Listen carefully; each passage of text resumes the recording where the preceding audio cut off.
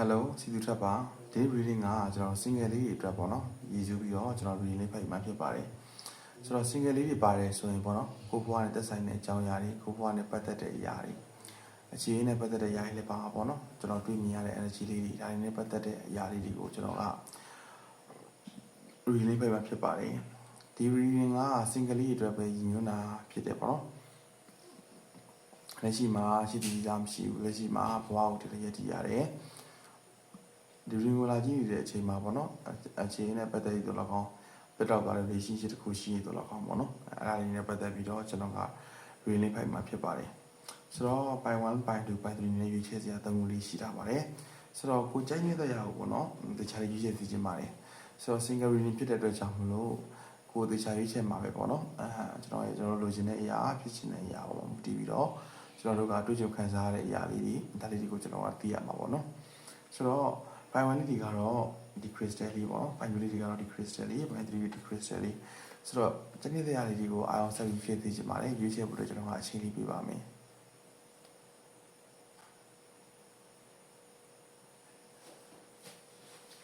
ရွေးချယ်ပြီးလို့ယုံကြည်တဲ့အတွက်ကြောင့်မလို့ကျွန်တော်က by 1လေးတွေအချောင်းစားပေးမှာဖြစ်ပါတယ်1လေးတွေအားလုံးမင်္ဂလာပါဆိုတော့ by 1လေးတွေအနေနဲ့ပေါ့နော်single လက်ရှိမှာ single ဘွားနဲ့ရက်တည်နေတဲ့သူလေးတွေဆိုရင်တော့ဒီ reading ကတင်လို့တက်ပဲဖြစ်ပါတယ်ပေါ့နော်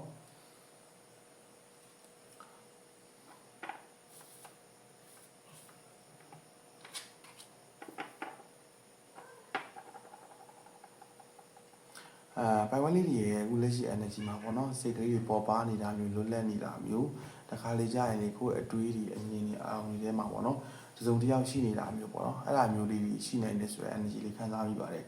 ဆိုတော့ကျွန်တော်ခံစားမိတဲ့ energy ရပြောရမယ်ဆိုရင်ပေါ့နော်ကိုယ့်ကိုပေါ့နော်အမြဲတမ်း perfect ဖြစ်တဲ့လူတစ်ယောက်အနေနဲ့တခါလေကြာရင်ခံစားရတယ်တခါလေကြာတော့လေကိုယ့်ကိုပေါ့နော်ဒီသွားနေရတဲ့အရာတစ်ခုကနည်းနည်းပြမမှုကောင်းလိုက်တာနည်းနည်းလေးပေါ့နော်စိတ်ပြန်မှန်းမှုတွေစီစဉ်ရမှုတွေဒါလေးတွေလည်းနည်းနည်းလေးတွဲပါနေတာလေးရှိတယ်။ဒါပေမဲ့ကိုယ့်ဘဝမှာပေါ့နော်မထင်မဲ့ဘဲနဲ့ကိုယ့်ဘဝမှာခက်ခဲမယ်လို့ထင်တဲ့အရာတွေပြန်မှန်းမယ်လို့ထင်တဲ့အရာတွေကိုယ့်ဘဝမှာပေါ့နော်တစ်ခုခုအနေနဲ့ပေါ့နော်ဂျမ်းဖြစ်သွားတဲ့အရာတွေမှာပေါ့နော်ကျွန်တော်တို့ကအရေးကြီးတဲ့အရာတစ်ခုနဲ့ပတ်သက်ပြီးတော့ကျွန်တော်တို့ခံစားနေရတဲ့အရာတွေမှာဆိုရင်ပိုင်ဝမ်လေးတွေအနေနဲ့ဆိုရင်နည်းနည်းလေးပေါ့နော်အခက်အခဲလေးတွေကလွတ်မြောက်သွားတာမျိုးအခက်အခဲကြတဲ့လေးတွေကရှိရတာမျိုးပေါ့နော်အဲ့လိုမျိုးလေးတော့ခံစားမိရဲ့ energy လေးရှိပါတယ်ဆိုတော့ဒါကတော့ oracle လေးနဲ့ကျွန်တော်ကြည့်ပေးတာပေါ့နော်ဆိုတော့နောက်ထပ် oracle လေးတွေလာပါအောင်မယ်ဆိုတော့အခုကတော့တားရလေးတွေနဲ့ကျွန်တော်ကြည့်ကြရအောင်ပေါ့နော်ပိုင်ဝမ်လေးတွေ energy ဘာရှိမလဲပေါ့နော်ဒါလေးတွေကျွန်တော်ကြည့်ကြမယ်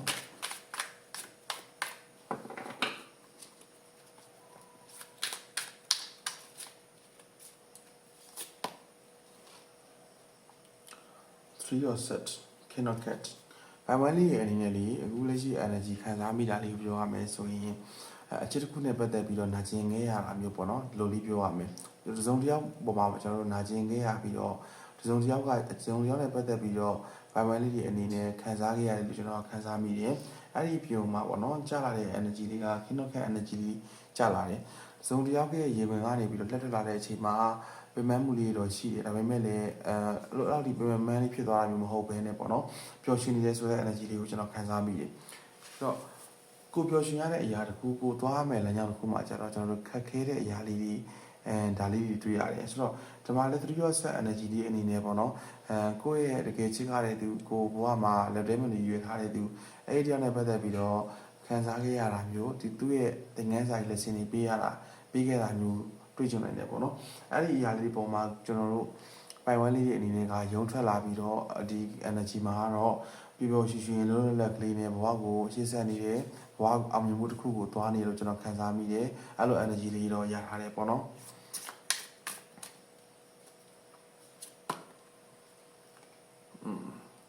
ပိုင်ဝမ်လေးတွေအနေနဲ့ပေါ့နော်အခုလက်ရှိမှာတစ်ခုခုသင်ကြားနေတာမျိုးတစ်ခုခုနဲ့ပတ်သက်ပြီးတော့လေ့လာနေတာမျိုးတစ်ခုခုနဲ့ပတ်သက်ပြီးတော့လမ်းကြောင်းလေးတစ်ခုကိုသွားနေတာမျိုးလို့ကျွန်တော်ခံစားမိတယ်ပြီးလို့ရှိရင်ပြဿနာတစ်ခုကိုပေါ့နော်အဲ့ဒီပိုင်ဝမ်လေးတွေအနေနဲ့ဆိုရင်အခြေအနေနဲ့ပတ်သက်တဲ့ပြဿနာမျိုးမဟုတ်ဘဲနဲ့ဘဝအတွက်တိုက်ပွဲဝင်ရတဲ့အရာမျိုးဘဝအတွက်ပေါ့နော်ဒီမှာ7 on 1လေးချက်ထားတယ်ဆိုတော့ဘဝအတွက်အခက်အခဲလေးသွားတဲ့အရာမျိုးဘဝမှာပေါ့နော်တစ်ခုခုအနေနဲ့ကျွန်တော်တို့လုံးလို့မရဘူးလို့တွေးထားတဲ့အရာတစ်ခုကကျွန်တော်တို့ရဲဝန်းနဲ့လုံးလိုက်တဲ့အခါမှာအောင်မြင်သွားတယ်ဆိုတဲ့ energy လေးတွေ့ရတယ်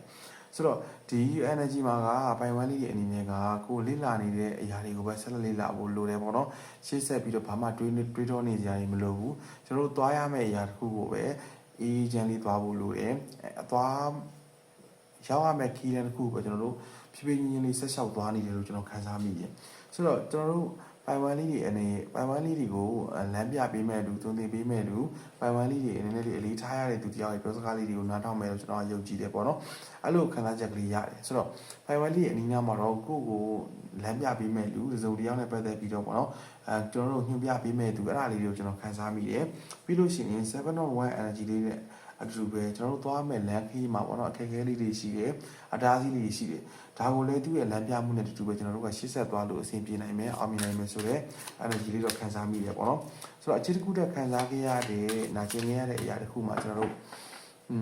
ဒီအရာကကျွန်တော်တို့သင်ခန်းစာကောင်းကြီးရသွားတယ်ဆိုတော့ energy မျိုးတွေ့ရတယ်ဆိုတော့ the emperor ဆိုတဲ့ကက်ကလေးကြားထားတယ်ပေါ့နော်ကျွန်တော်တို့ဘဝမှာကုံလုံးပြည့်စုံတဲ့အရာဆိုတာမရှိဘူးဆိုပေမဲ့လေပိုင်ဝမ်လေးတွေအနေနဲ့ကတစ်ခုပေါ်မှာပေါ့နော်တစ်ခုပေါ်မှာအလေးထားနေတယ်တစ်ခုပေါ်မှာဂရုစိုက်နေတယ်လို့ကျွန်တော်ခန်းစားမိတယ်ဆိုတော့ကျွန်တော်ခန်းစားမိတဲ့ energy လေးမှာလေ10 of fanical energy လေးကြားထားတယ်ဆိုတော့ကိုယ့်ရဲ့မိသားစုပဲဖြစ်ဖြစ်ပေါ့နော်ကိုယ့်ရဲ့ relationship တစ်ခုကိုသွားမယ်လို့ရည်မှန်းထားတဲ့အရာတစ်ခုကိုအခုအချိန်မှာတော့ကိုယ်ကနေလေးစောင်းပေးနေတယ်ဆိုတော့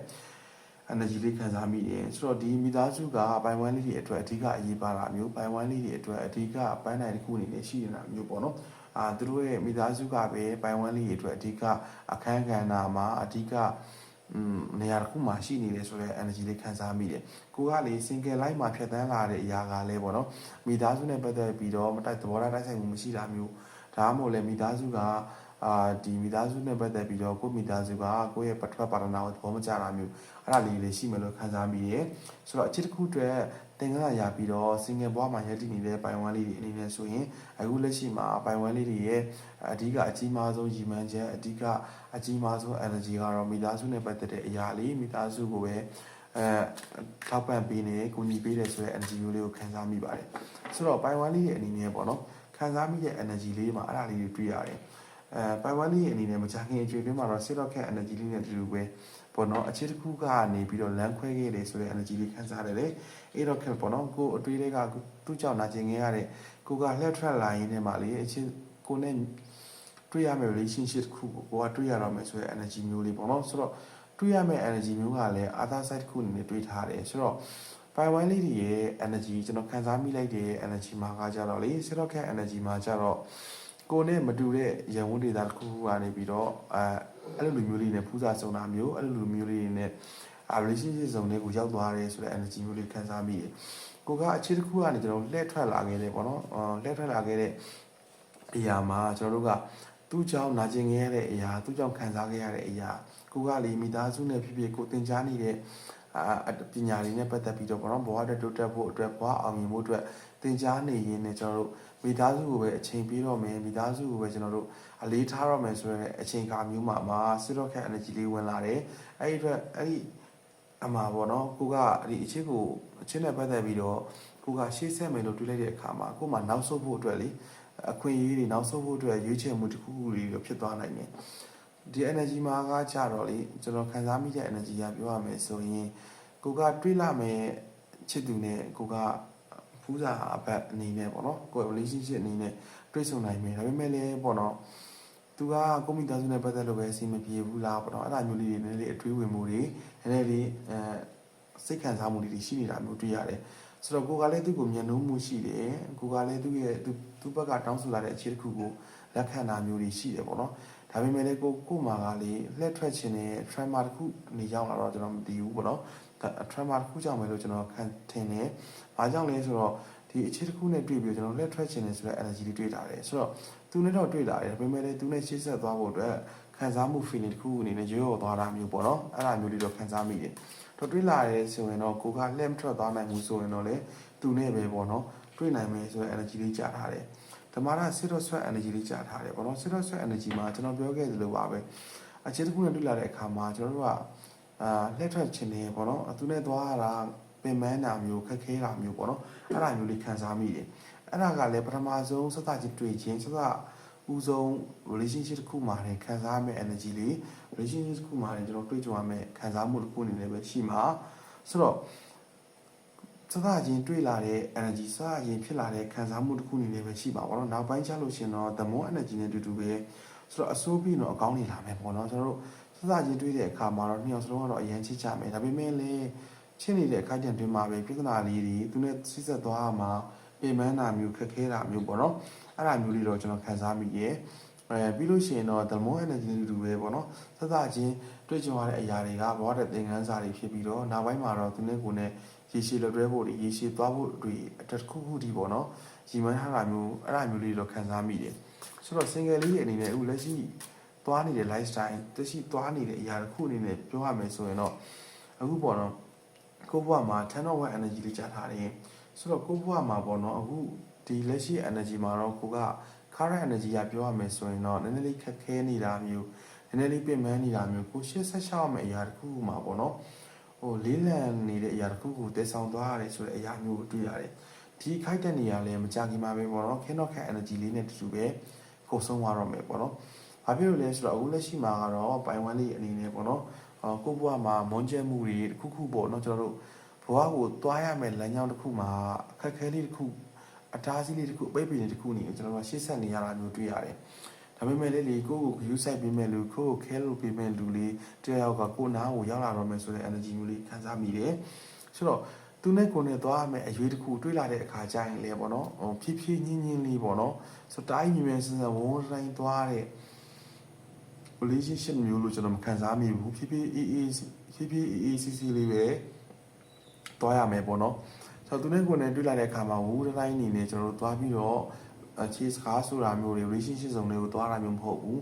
တစ်ဖက်ကတော့တော်တော်လေးစဉ်းစားနေတဲ့ energy လေးကိုခံစားမိတယ်ဒီ energy မှာကျတော့ပိုင်ဝမ်လေးတွေရဲ့ energy ဖြစ်မဲ့တင်တယ်ဆိုတော့ပိုင်ဝမ်လေးတွေမှာပေါ့နော်ပိုင်ဝမ်လေးတွေရဲ့ energy အရာပြောရမယ်ဆိုရင်ကိုကိုခဲလုပ်ပေးမဲ့လူကို view site ပေးမဲ့လူကိုကျင်နာပေးမဲ့လူနဲ့အခုလက်ရှိခါတဲ့ energy အနေနဲ့ပါပေါ့နော်တွေ့လာနိုင်တယ်ပေါ့နော်တကယ်လို့ခါတဲ့ energy မှာမတွေ့ဘူးဆိုလဲနောက်ထပ် energy လာတဲ့အခါကျရင်တွေ့နိုင်တယ်ပေါ့နော်ဆိုတော့အခုလက်ရှိမှာတော့ပိုင်ဝမ်လေးတွေကအခက်ခဲနေတယ်ပြင်ပန်းနေတယ်ကျွန်တော်မြင်တာတော့အချစ်တစ်ခုအတွက်သွားရတဲ့ land key တစ်ခုပေါ့နော်အချစ်တစ်ခုကြောင့်ကျွန်တော်တို့ကပြင်ပန်းလေးတစ်ဖက်လူကိုလှုပ်မချနိုင်တာမျိုးတစ်ဖက်လူကိုမစွန့်လွတ်နိုင်သေးတာမျိုးပေါ့နော်အဲ့ဒီ feeling လေးနဲ့ခံစားမိတဲ့ energy လေးတွေ့ထားတယ်သူ့ကြောင့်ပဲကျွန်တော်တို့ပြင်ပန်းလေးများရှစ်ဆက်နေရသလားပေါ့နော်ပိုင်ဝမ်လေးတွေအနေနဲ့အဲ့လိုတွေတော့ကျွန်တော်မြင်မိပါတယ်ပေါ့နော်ဆိုတော့နောက်ထပ်tarot card လေးတကယ်ဆွဲကြည့်အောင်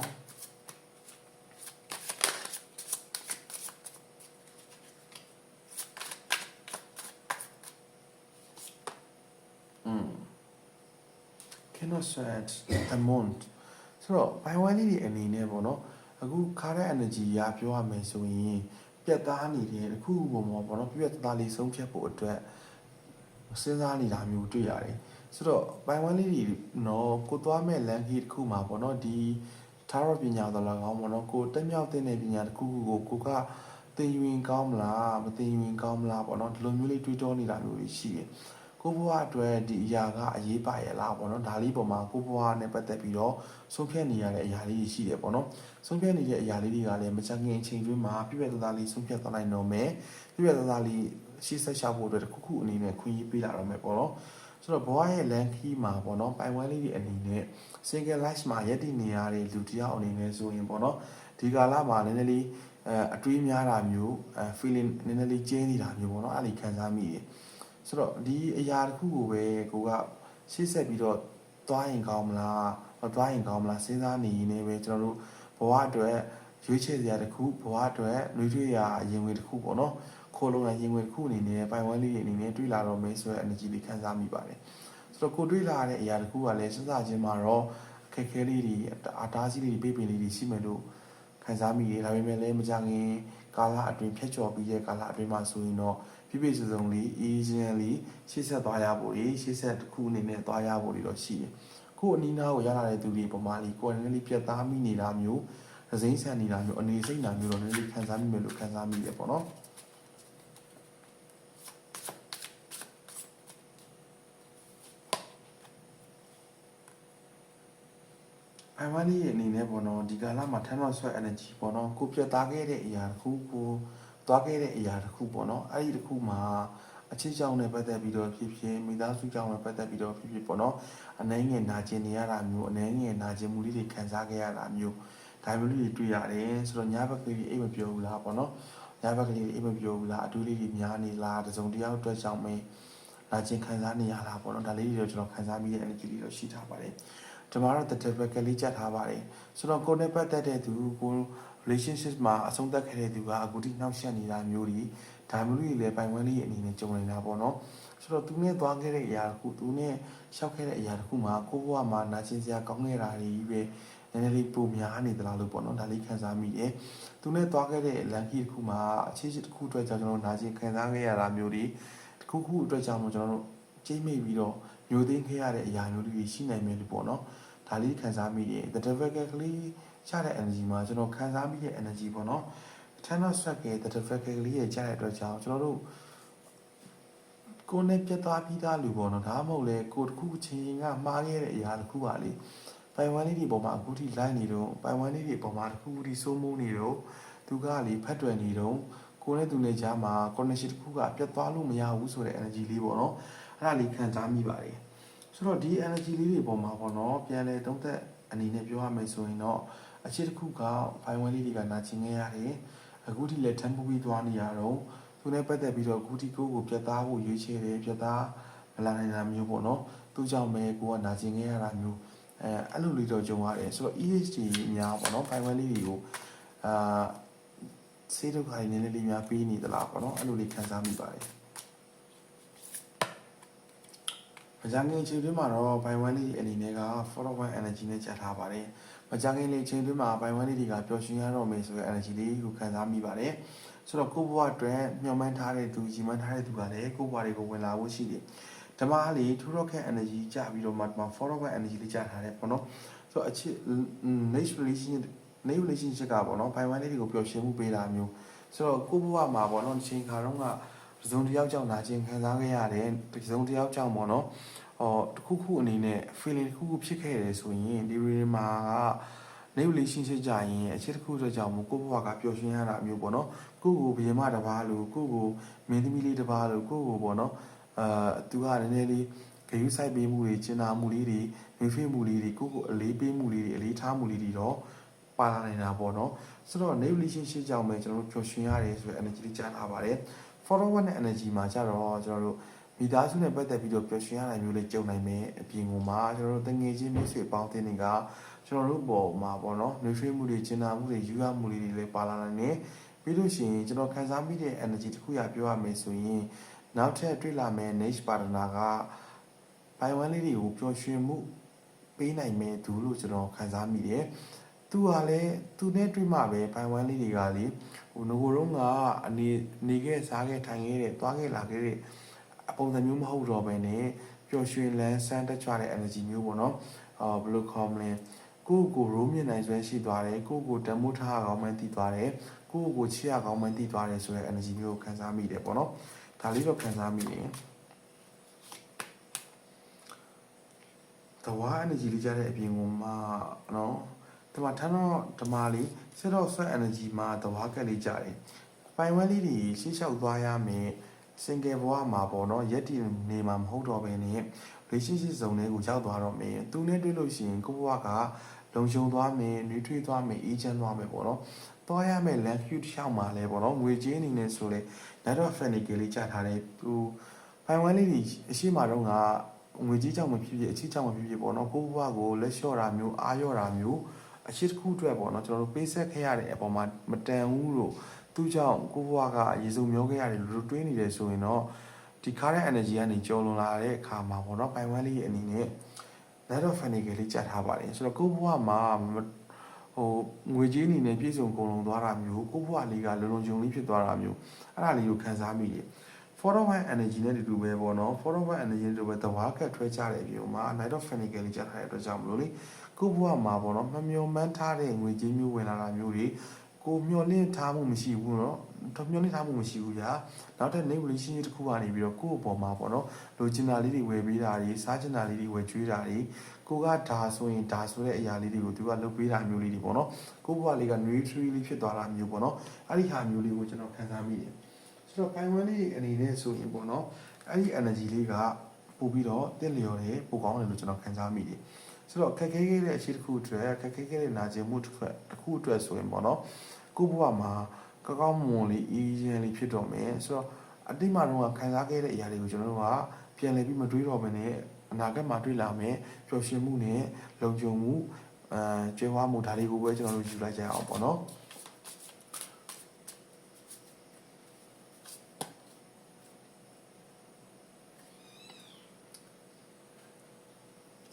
အဝမ်းလေးအနေနဲ့ဆိုရင်ကိုယ့်ဘဝမှာပေါ့နော်တွေးလာမယ့်သူက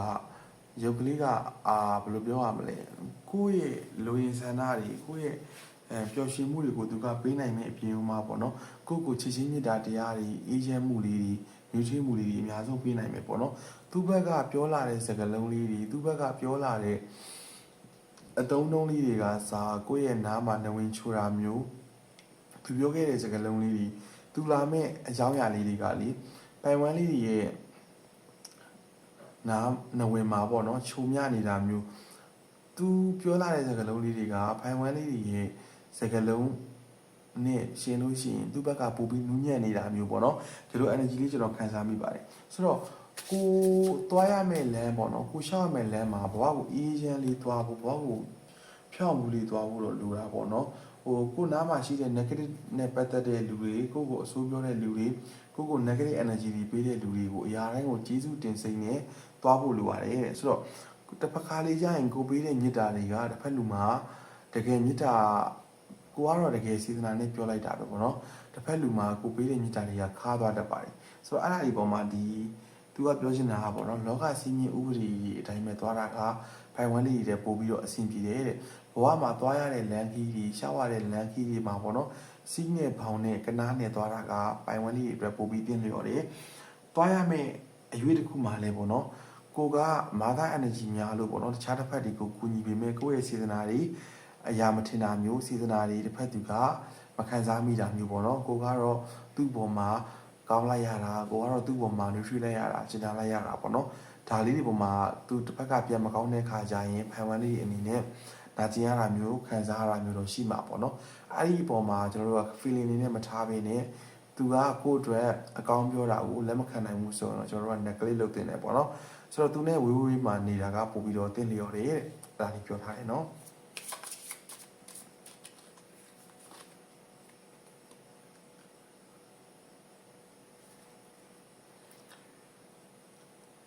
ဘိုင်ဝမ်လေးတွေအနေနဲ့လက်ရှိ single ဘဝမှာရည်တည်နေတဲ့ဘိုင်ဝမ်လေးတွေအနေနဲ့ဆိုရင်ပေါ့နော်ကိုယ့်ဘဝမှာသူနဲ့ပတ်သက်လို့ရှိရင်ပေါ့နော်နောက်ထပ် name relationship နဲ့ပတ်သက်လို့ရှိရင်တွေ့ကြုံလာရမယ့်သူကလေဘယ်လိုခေါ်မလဲအကိုနှုတ်မူရာပေါ့နော်ကိုနှုတ်မူရာလည်းခြေကြီးသိမ်မှုတယ်လို့ကျွန်တော်ခံစားမိတယ်သူကလေနည်းနည်းလေးနူးညံ့တဲ့ဘက်ကိုသွားလိုက်မယ်ထင်တယ်ဆိုတော့ဒီမှာပါတဲ့ပေါ့နော်ဘိုင်ဝမ်လေးတွေမှာမိကလေးတွေပါမယ်ဆိုရင်ကိုယ့်ရဲ့တစ်ဖက်ပါတနာကစကားလုံးလေးတွေပြောတာအစားအေဂျင့်နေတာမျိုးနဝင်ချိုစီတာမျိုးပေါ့နော်ပြီးလို့ရှိရင်ကိုနှုတ်မူရာယဉ်ကျေးတဲ့သူလေးတွေဘယ်လိုခေါ်မလဲကိုထက်ပေါ့နော်ကိုထက်နည်းနည်းလေးအဆင့်နေတာတစ်ခု road တစ်ခုပေါ့နော်အဲ့ဒီဘက်ကိုသွားတဲ့သူလေးဖြစ်ဖို့များမယ်လို့ခံစားမိတယ်သွားသူနဲ့တွေ့တဲ့အခါမှာလည်းပေါ့နော်ကိုကရင်းညောင်းအေးချမ်းလေးပဲသွားရမှာသူနဲ့တွေ့လာလို့ရှိရင်ဘိုင်ဝမ်လေးရဲ့အနေနဲ့ကပျော်ရွှင်စရာကောင်းတဲ့မိသားစုတစ်ခုပျော်ရွှင်စရာကောင်းတဲ့ဘဝတစ်ခုကိုပဲရမယ်လို့ကိုယ့်ကိုစိတ်လုံခြုံမှုညှို့ထွေးမှုတွေခံစားရမှာသူရဲ့အပြုမှုလေးတွေကကိုယ့်မျက်လုံးထဲမှာရိုင်းနေတာမျိုးမဟုတ်ဘဲနဲ့ရေရေလေးနဲ့ကိုကသူကျိုးဆွဲရအောင်ကမိနေတာမျိုးပေါ့နော်အဲ့ဒါမျိုးလေးခံစားမိတယ်ဆိုတော့ဘိုင်ဝမ်လေးတွေကတစ်ဖက်လူရဲ့လေယူလေသိန်းတွေတစ်ဖက်လူရဲ့အမူအရာတွေအောက်မှာပေါ့နည်းနည်းလေးကြာရှုံးနိုင်မဲ့ energy လေးတော့ခံစားမိတယ်ပေါ့နော်ဆိုတော့ကိုဘွားကိုအခြေတည်ပြီးတော့စတင်တဲ့အရာတွေကပို့ပြီးတော့အဆင်ပြေပါတယ်တဲ့ဘိုင်ဝမ်လေးတွေမှာလေလိုအပ်နေတဲ့အရာက grounded ဖြစ်တယ်ပေါ့နော်ကျွန်တော်တို့မြေကြီးပေါ်မှာခြေပလာလေးလမ်းလျှောက်ပေးတာမျိုးပေါ့နော်အဲ့ဒီ grounded လိုအပ်နေရလို့ကျွန်တော် energy လေးခံစားမိတယ်ဆိုတော့တဘာဝနဲ့ထိတွေ့ခွင့်ရတာမျိုးတဘာဝကပေးတဲ့စွမ်းရည်တွေကိုအများဆုံးယူတင်နေတဲ့ဘိုင်ဝမ်လေးရဲ့အနေနဲ့လေဆိုတော့ဘ ဖိုင်ဝမ်လေးတွေကိုတစ်ဖက်ပါတနာနဲ့တွေ့လာလို့ရှိရင်ဖိုင်ဝမ်လေးတွေကသူကလေကိုပန်းလေးတစ်ခွင်းလို့တန်မိုးထားတာမျိုးဥယျာဉ်မူတရားလို့ပြောချင်တာမျိုးလေးလည်းခံစားမိတယ်ဒါကတော့တစ်ဖက်ပါတနာရဲ့ energy ကတော့ grounded energy လေးများတယ်ကိုယ့်ရဲ့ energy ကလည်းလိုအပ်နေတာဒီ grounded energy လေးပေါ့နော်ကိုယ့်အပေါ်မှာနွေးထွေးလေးနဲ့ပြုစုပြောထောင်ပေးမဲ့သူလေးတရားကိုလိုအပ်နေတာ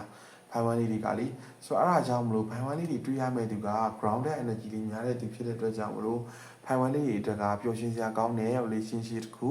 ပျော်ရွှင်စရာကောင်းတဲ့တာယာမှုတစ်ခုလည်းရနိုင်မှာဖြစ်တယ်ပေါ့နော်အဲ့ဒါလေးကိုကျွန်တော်ခံစားမိပါတယ်ဆိုတော့ဖိုင်ဝမ်လေးရဲ့အနေနဲ့လိုအပ်တာက grounded ဖြစ်တဲ့အတွက်ကြောင့်မလို့တဘာဝနဲ့ထိတွေ့ပါလေကောင်းလေတန်းနေရှူပါပြီးလို့ရှိရင်ကို energy တွေကို cleansing လုပ်ထားပါပေါ့နော်ဆိုတော့တစ်ဖက်သူရဲ့ပြောစကားတွေကိုလည်းကိုယ့်ဘက်ကလက်ခံနိုင်အောင်ကြိုးစားပါတောင်းပန်ခြင်းဆိုတဲ့အရာလေးနဲ့ပဲဘဝကိုရှေ့ဆက်သွားပါပေါ့နော်အဲ့ဒါလေးကိုအကြံပြုတာပါကျွန်တော်ကနော်ဆိုတော့ဖိုင်ဝမ်လေးတွေအကြောင်းတော့ပါပဲဖိုင်ကျူးလေးတွေအကြောင်းလာပါပဲနော်ဖိုင်ဝမ်လေးတွေလည်းကျင်းတဲ့ဘယ်လိုယုံကြည်ပါတယ်နောက်ထပ်ဗီဒီယိုမှာပြန်လည်ဆုံတွေ့ကြပါဦးမယ်နော်ဖိုင်ကျူးလေးတွေအားလုံးမင်္ဂလာပါဖိုင်ကျူးလေးတွေကစင်ကာပူမှာရည်တည်နေတဲ့သူတွေဆိုရင်ပေါ့နော်ဒီလူတွေကဖိုင်ကျူးလေးတွေဖြစ်တယ်ပေါ့နော်ဆိုတော့ကိုယ့်ဘဝမှာပေါ့နော်ဒီ energy ကိုမြင်လိုက်တဲ့အခါမှာကျွန်တော်တို့ဖိုင်ကျူးလေးတွေရဲ့လက်ရှိ current energy ကပြောရမယ်ဆိုရင်ဖိုင်ကျူးလေးတွေကလေတခုပေါ်မှာအရေးဆုံးမှုစူးစမ်းနေတာမျိုးတခုပေါ်မှာပေါ့နော်ခံစားချက် feeling တခုခုထားနေတာမျိုးတော့တွေ့ရတယ်ဆိုတော့ကိုယ့်ဘဝမှာအပြောင်းလဲလေးတခုအသေးစမ်းလေးတခုကိုကလှုပ်ရှင်နေတယ်ဆိုတော့ကိုယ့်ဘဝမှာလိုချင်တဲ့အရာတခုရှိနေတာပေါ့နော်ကိုသွားခဲ့ရမယ့်အရာကိုလုပ်ရမယ့်အရာတစ်ခုပေါ်မှာဖိုင်ဝမ်လေးတွေအနေနဲ့တစ်ခုပေါ်မှာလိုချင်နေတာမျိုးတစ်ခုခုကိုလိုအပ်နေတာမျိုးအဲ့ဒါမျိုးလေးခံစားမိရင်ကိုယ့်ဘဝမှာပေါ့နော်ဝင်ရောက်ပြီးတော့သွားခြင်းတဲ့အရာတွေလောက်ကညီတဲ့အရာတစ်ခုရှိနေတယ်ဖိုင်ဝမ်လေးတွေအလုပ်တစ်ခုကိုစူးစမ်းနေတာမျိုးအလုပ်တစ်ခုနဲ့ပတ်သက်ပြီးတော့ပေါ့နော်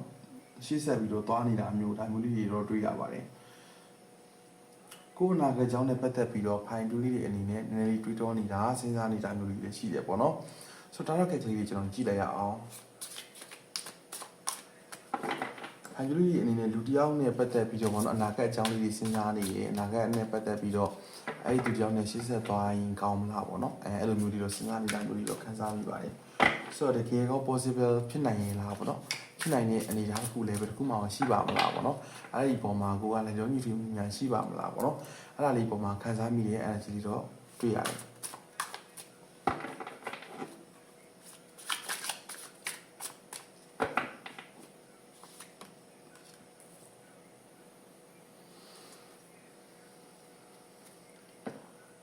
ဖိုင်တူးလေးအနေနဲ့ဆိုရင်ဓမ္မ Ten of Pentacles energy လေးကြားထားပါတယ်ဆိုတော့ Ten of Pentacles energy ရပြောရမယ်ဆိုရင်ဖိုင်တူးလေးအနေနဲ့မိသားစုနဲ့ပတ်သက်ပြီးတော့ဒီကာလမှာပေါ့နော်မိသားစုတစ်ခုခုမှာတင်းတင်းလေးအေးရန်လေးမိသားစုတွေထွေးလေးနေခြင်းနဲ့ခံစားချက်မျိုးကိုတွေ့ရတယ်ပြီးတော့ဓမ္မလေး Ten of Pentacles နောက်မှာ Ten of Cups လိုက်ထားတယ်ဆိုတော့မိသားစုနဲ့ပတ်သက်လို့လည်းကိုကနှွေးထွေးလေးအေးစီးစီးလေးနေခြင်းတာမျိုးလည်းတွေ့ရတယ်အခြေတစ်ခုနဲ့ပတ်သက်ပြီးတော့ဆိုရင်လည်းပေါ့နော်ကိုမိသားစုတစ်ခုကိုတွားခြင်းတာမျိုးသူနဲ့ပတ်သက်ပြီးတော့အေးရန်လေးပေါ့နော်ကိုဘဝမှာအေးရန်လေး family တစ်ခုကိုတည်ဆောက်ခြင်းတာမျိုးကိုဘဝမှာအေးချမ်းနဲ့ပျော်ရွှင်စရာကောင်းတဲ့ငွေကြေးပြည့်စုံတဲ့မိသားစုတစ်ခုကိုပိုင်ဆိုင်နေတာမျိုးပေါ့နော်အဲ့ဒီအတွေးလေးတွေတော့ရှိတယ်တကယ်လက်တွေ့အနေနဲ့လှုပ်ဆောင်မှုတွေလည်းရှိသလိုပဲကျွန်တော်တို့က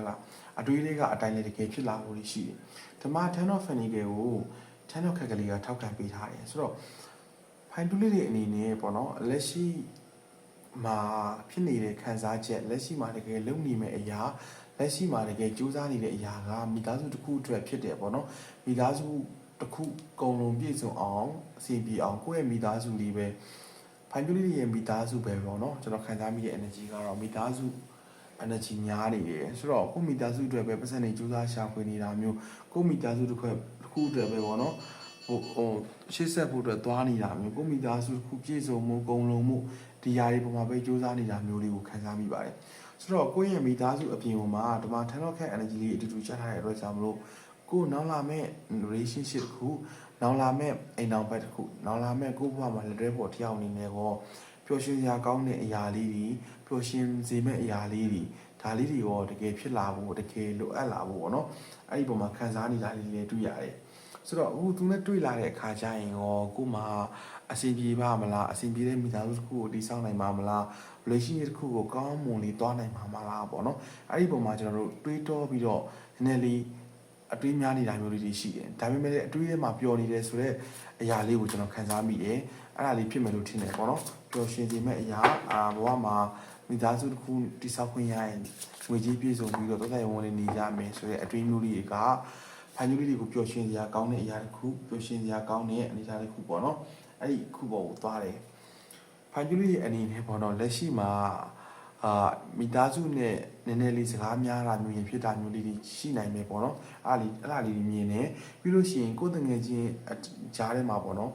်ကိုယ်တငယ်ချင်းကိုယ့်ရဲ့မိတ်ဆွေကိုယ့်ရဲ့အပေါင်းအသင်းကိုယ့်ရဲ့ family ကိုယ့်ရဲ့အနည်းနားမှာရှိတဲ့သူတွေနဲ့နည်းနည်းလေးစကားများတာမျိုးတွေပြန်ဖြစ်ကြတာမျိုးလေးတွေသဘောထားမတိုက်ဆိုင်ရတာမျိုးလေးတွေပေါ့နော်အဲ့ဒါမျိုးလေးတွေနည်းနည်းလေးခံစားမိပါတယ်ဆိုတော့သူတို့နဲ့ပတ်သက်လို့လေကိုကအမြဲတမ်းပြဿနာဖြစ်နေတာမျိုးမဟုတ်ပဲနဲ့ပေါ့နော်နည်းနည်းလေးစကားများတာမျိုးကိုယ့်ရဲ့သဘောထားကိုသူတို့နားမလည်တာမျိုးကိုယ့်ရဲ့စေတနာကိုနားမလည်တာမျိုးပေါ့နော်အဲ့ဒါမျိုးလေးလည်းခံစားမိပါတယ်ဆိုတော့ကိုတစ်ခုမှာပေါ့နော်ကိုခံစားလိုက်ရတဲ့အရာတစ်ခု feeling တစ်ခုကလေ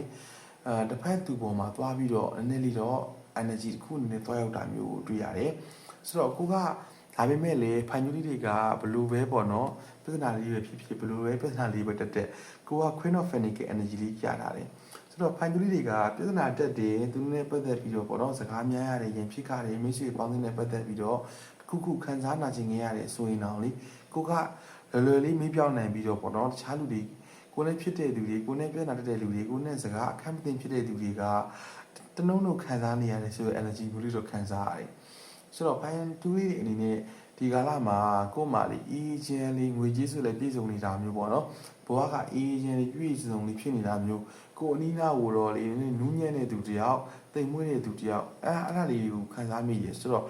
ဖန်ကျူးလေးတွေမှာခွေးလေးတွေကြောင်လေးတွေချစ်တဲ့သူလေးတွေဂျုံလေးတွေချစ်တဲ့သူလေးတွေပါမယ်ရှင်နေဆိုတော့အဲ့ဒီလူတွေကပဲကိုယ့်ရဲ့နှွေးထွေးမှုကိုယ့်ရဲ့စိတ်လုံခြုံရာကိုယ့်ရဲ့အပန်းဖြေရာတစ်ခုအနေနဲ့ပေါ့နော်သူတို့ပေါ်မှာကျင်နာမှုနှွေးထွေးမှုလေးတွေပေးနိုင်တာမျိုးအဲ့ဒီပေါ်မှာကျတော့ကိုယ်ဟေးလေးတစ်ခုအနေနဲ့ဖြစ်နေတာမျိုးတွေ့ရတယ်ပေါ့နော်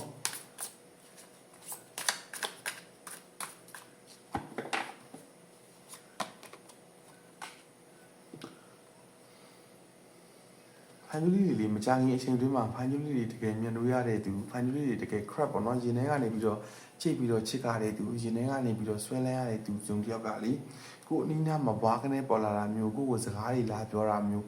သူနဲ့ပတ်သက်ပြီးတော့လေကိုကမထင်ဘူးပေါ့နော်သူကဒီလိုစကားတွေလာပြောပါမလားလို့ကိုမထင်တဲ့သူတယောက်ပေါ့နော်ကိုတကယ်သူနဲ့ဘယ်လိုခေါ်မလဲနီးစပ်ခွင့်ရပါမလားကိုသူနဲ့ပေါ့နော်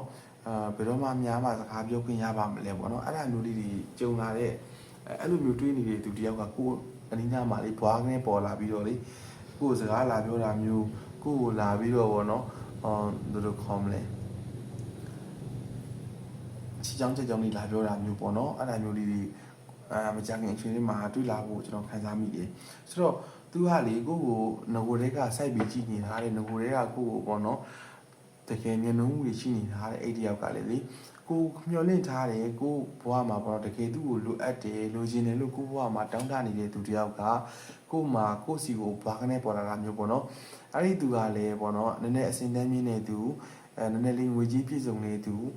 ဘဝမှာပေါ့နော်သူ့ဘဝမှာအေးချမ်းလေးနေရတယ်ဘယ်လိုခေါ်မလဲသူကလေဟိုအကိုလိုအဖေလိုမျိုးပေါ့နော်ကိုယ့်ဘဝမှာနှွေးထွေးပေးနိုင်တဲ့လူတယောက်ကကိုယ့်ဘဝတွေကိုမကြခင်အချိန်လေးမှာဝင်လာတော့မယ်လို့ကျွန်တော်ခန်းစားမိတယ်ဆိုတော့အဲ့ဒီတစုံတယောက်နဲ့ပတ်သက်ပြီးတော့ပေါ့နော်ကို့မှာလေသူ့ကိုဒစင်းစင်းကြည့်ရင်းနဲ့ကိုကကြည့်ပြီးတော့ခိုးချင်းနေရတဲ့သူကကို့ကိုလေသူ့တိုင်းကို့တိုင်းပဲပေါ့နော်သူကလည်းကို့ကိုခိုးချင်းနေရတယ်သူကလည်းကို့ကိုခိုးချင်းနေရတယ်သူကလည်းကို့ကိုပေါ့နော်ရီထွေးနေရတယ်ဆိုတဲ့ပုံစံမျိုးပေါ့နော်အဲ့လိုအားလေးခံစားမိတယ်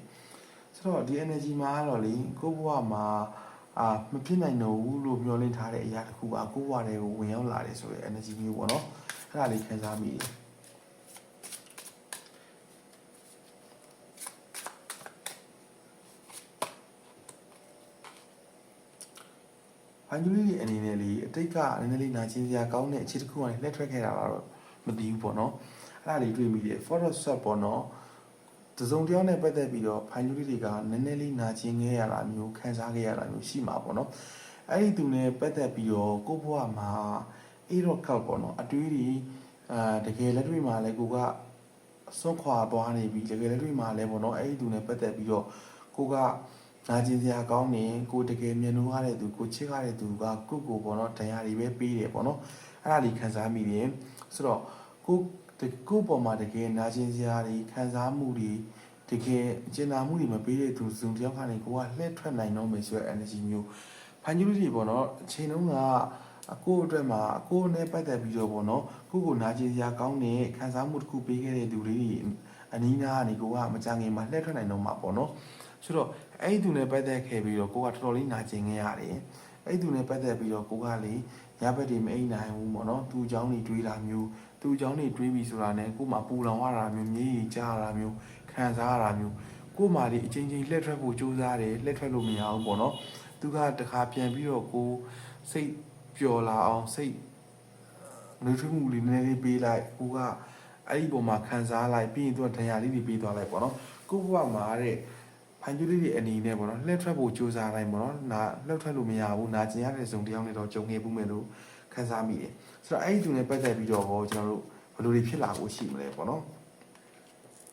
အဲ့လူနဲ့ပတ်သက်ပြီးတော့တဲ့ခင်းတော့ခင်းနေခင်ဆိုတော့အဲ့လူနဲ့ပတ်သက်ပြီးတော့ပေါ့နော်ကိုဘဝမှာရုံထွက်လို့ရမယ့်အခြေတစ်ခုရောက်လာတော့မယ်တဲ့သူရုံထွက်လို့ရမယ့်အရာတစ်ခုကပေါ့နော်ရုံထွက်လို့ရမယ့်အရာတစ်ခုကကိုယ်တိုင်ရှာဖွေတာမျိုးမဟုတ်ဘဲနဲ့တစ်ဖက်သူကကိုယ်ကိုလာပြီးရှာဖွေတာဆိုတော့ဒီမှာပေါ့နော်ကိုကပေါ့နော်ဒီသူလည်းလက်ထွက်ခဲ့ပြီးသူအချစ်တစ်ခုနဲ့ပတ်သက်ပြီးနာကျင်ခံစားခဲ့ရလို့ကိုမှလေးစိတ်မပျော်ရွှင်ခဲ့ရလို့ပင်ပန်းခဲ့ရလို့ပေါ့နော်စိတ်ဆင်းရဲခဲ့ရလို့ကိုကလက်ထွက်မယ်လို့ကြံတဲ့လက်ထွက်လာပြီပေါ့နော်လက်ထွက်လာတဲ့အချိန်မှာကိုလာပြီးတော့ဇုံတယောက်ကကိုဘွားတွေကိုဝင်လာတာသူကလည်းလေအချစ်တစ်ခုကိုလိုအပ်နေတယ်အချစ်တစ်ခုကိုပေးခြင်းတယ်ပေါ့နော်သူပေးခြင်းတဲ့အရာကအချစ်ဖြစ်တယ်ဆိုတဲ့အရာမျိုးတွေလည်းပါတယ်ကိုဘွားရဲ့အလင်းရောင်တစ်ခုနေလေသူကပေးခြင်းတယ်ဒါမှမကက်ကဲ energy ကဒါလေးပဲပေါ့နော်ဆိုတော့ကိုဘွားမှာနူးညံ့ခြင်းနေတိမ်မွေခြင်းနေဒီမှာအလင်းရောင်နေဒါမျိုးတွေပြီးချင်တာသူဝင်လာလို့ရှိရင်လေသူဝင်လာတဲ့ခါကျရင်ကိုကဘယ်လိုသိနိုင်မလဲပေါ့နော်ဆိုတော့သူဝင်လာလို့ရှိရင်ကိုကိုလေးလေးပြေးလေးအေးလေးနဲ့စကားပြောတာမျိုးအထီးထွေအယူရလေးရအစားပေါ့နော်နူးညံ့သွားတာမျိုးကိုတွေ့ရမယ် sorry ကိုဘွားမှာပေါ့နော်တစ်ချိန်လုံးကမရခဲ့တဲ့ဘွားရဲ့အလင်းရောင်မရခဲ့တဲ့ဘွားရဲ့နူးထွေမှုကျင်နာမှုလေးတွေပါတစ်ခါတွဲပါလာတာမျိုးတွေ့ရတယ်ဓမ္မလေး king of funny က energy လေးကြားတယ်သူလာလို့ရှိရင်လေသူအဲ့ဒီဖိုင်ကျူးလေးတွေရဲ့ဘွားတွေကိုဝင်လာမဲ့သူကကိုယ့်ထက်အနေထားတစ်ခုမြင်ရမယ်အဆင့်တစ်ခုရှိရမယ်ပေါ့နော်gentleman ဆန်တဲ့သူတယောက်ဖြစ်လိမ့်မယ်ပြီးလို့ရှိရင်သူကငွေကြေးတစ်ခုနဲ့လည်းပြည့်စုံတဲ့သူတယောက်ဘဝမှာပေါ့နော်သူအရာအလုံးကိုဖြတ်တန်းခဲ့ပြီးတော့ lifestyle တစ်ခုကိုပေါ့နော်တည်ငြိမ်လေးတည်ဆောက်နေတဲ့သူတယောက်ဖြစ်လိမ့်မယ်အဲ့ဒီသူကကိုယ့်ဘဝတွေကိုဝင်လာတဲ့ခါကျရင်ကိုယ့်ဘဝမှာလေညှဉ်းညံ့ခြင်းနေအလင်းရဘဝရဲ့အလင်းရောင်နေပေါ့နော်ငွေကြေးတွေကအစားပေါ့အဲ့ဒါလေးတွေပါတစ်ခါတွဲပါလာတယ်တည်းဆိုတော့ဖန်ကျူးလေးတွေဝင်ဘဝတွေကိုဝင်လာမဲ့သူကအဲ့လို energy ရှိတဲ့သူမျိုးပေါ့နော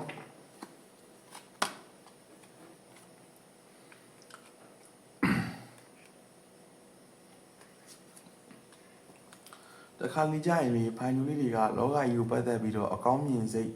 အဲ့ဒါလေးနည်းနည်းလေးနဲတက်တယ်ပေါ့နော်နဲတယ်ပြောတာမဟုတ်ဘူးเนาะနဲတက်တယ်လို့ပြောတာပါဆိုတော့ဘဝမှာပေါ့နော်တခါလေးကြရင်ကိုကစူးစမ်းရုံးငယ်ရင်းနဲ့တခါလေးကြရင် negative energy တွေများတာလောကကြီးကိုလည်းအရွယ်တိုက်ချင်တာတစ်ဖက်ကစေတနာနဲ့ပြောလဲပေါ့နော်ဖန်ကျူးလေးတွေမှာစေတနာစကားကိုဝေဒနာတစ်ခုအနေနဲ့ခံစားမိတာအဲ့ဒါမျိုးလေးရှိတတ်တယ်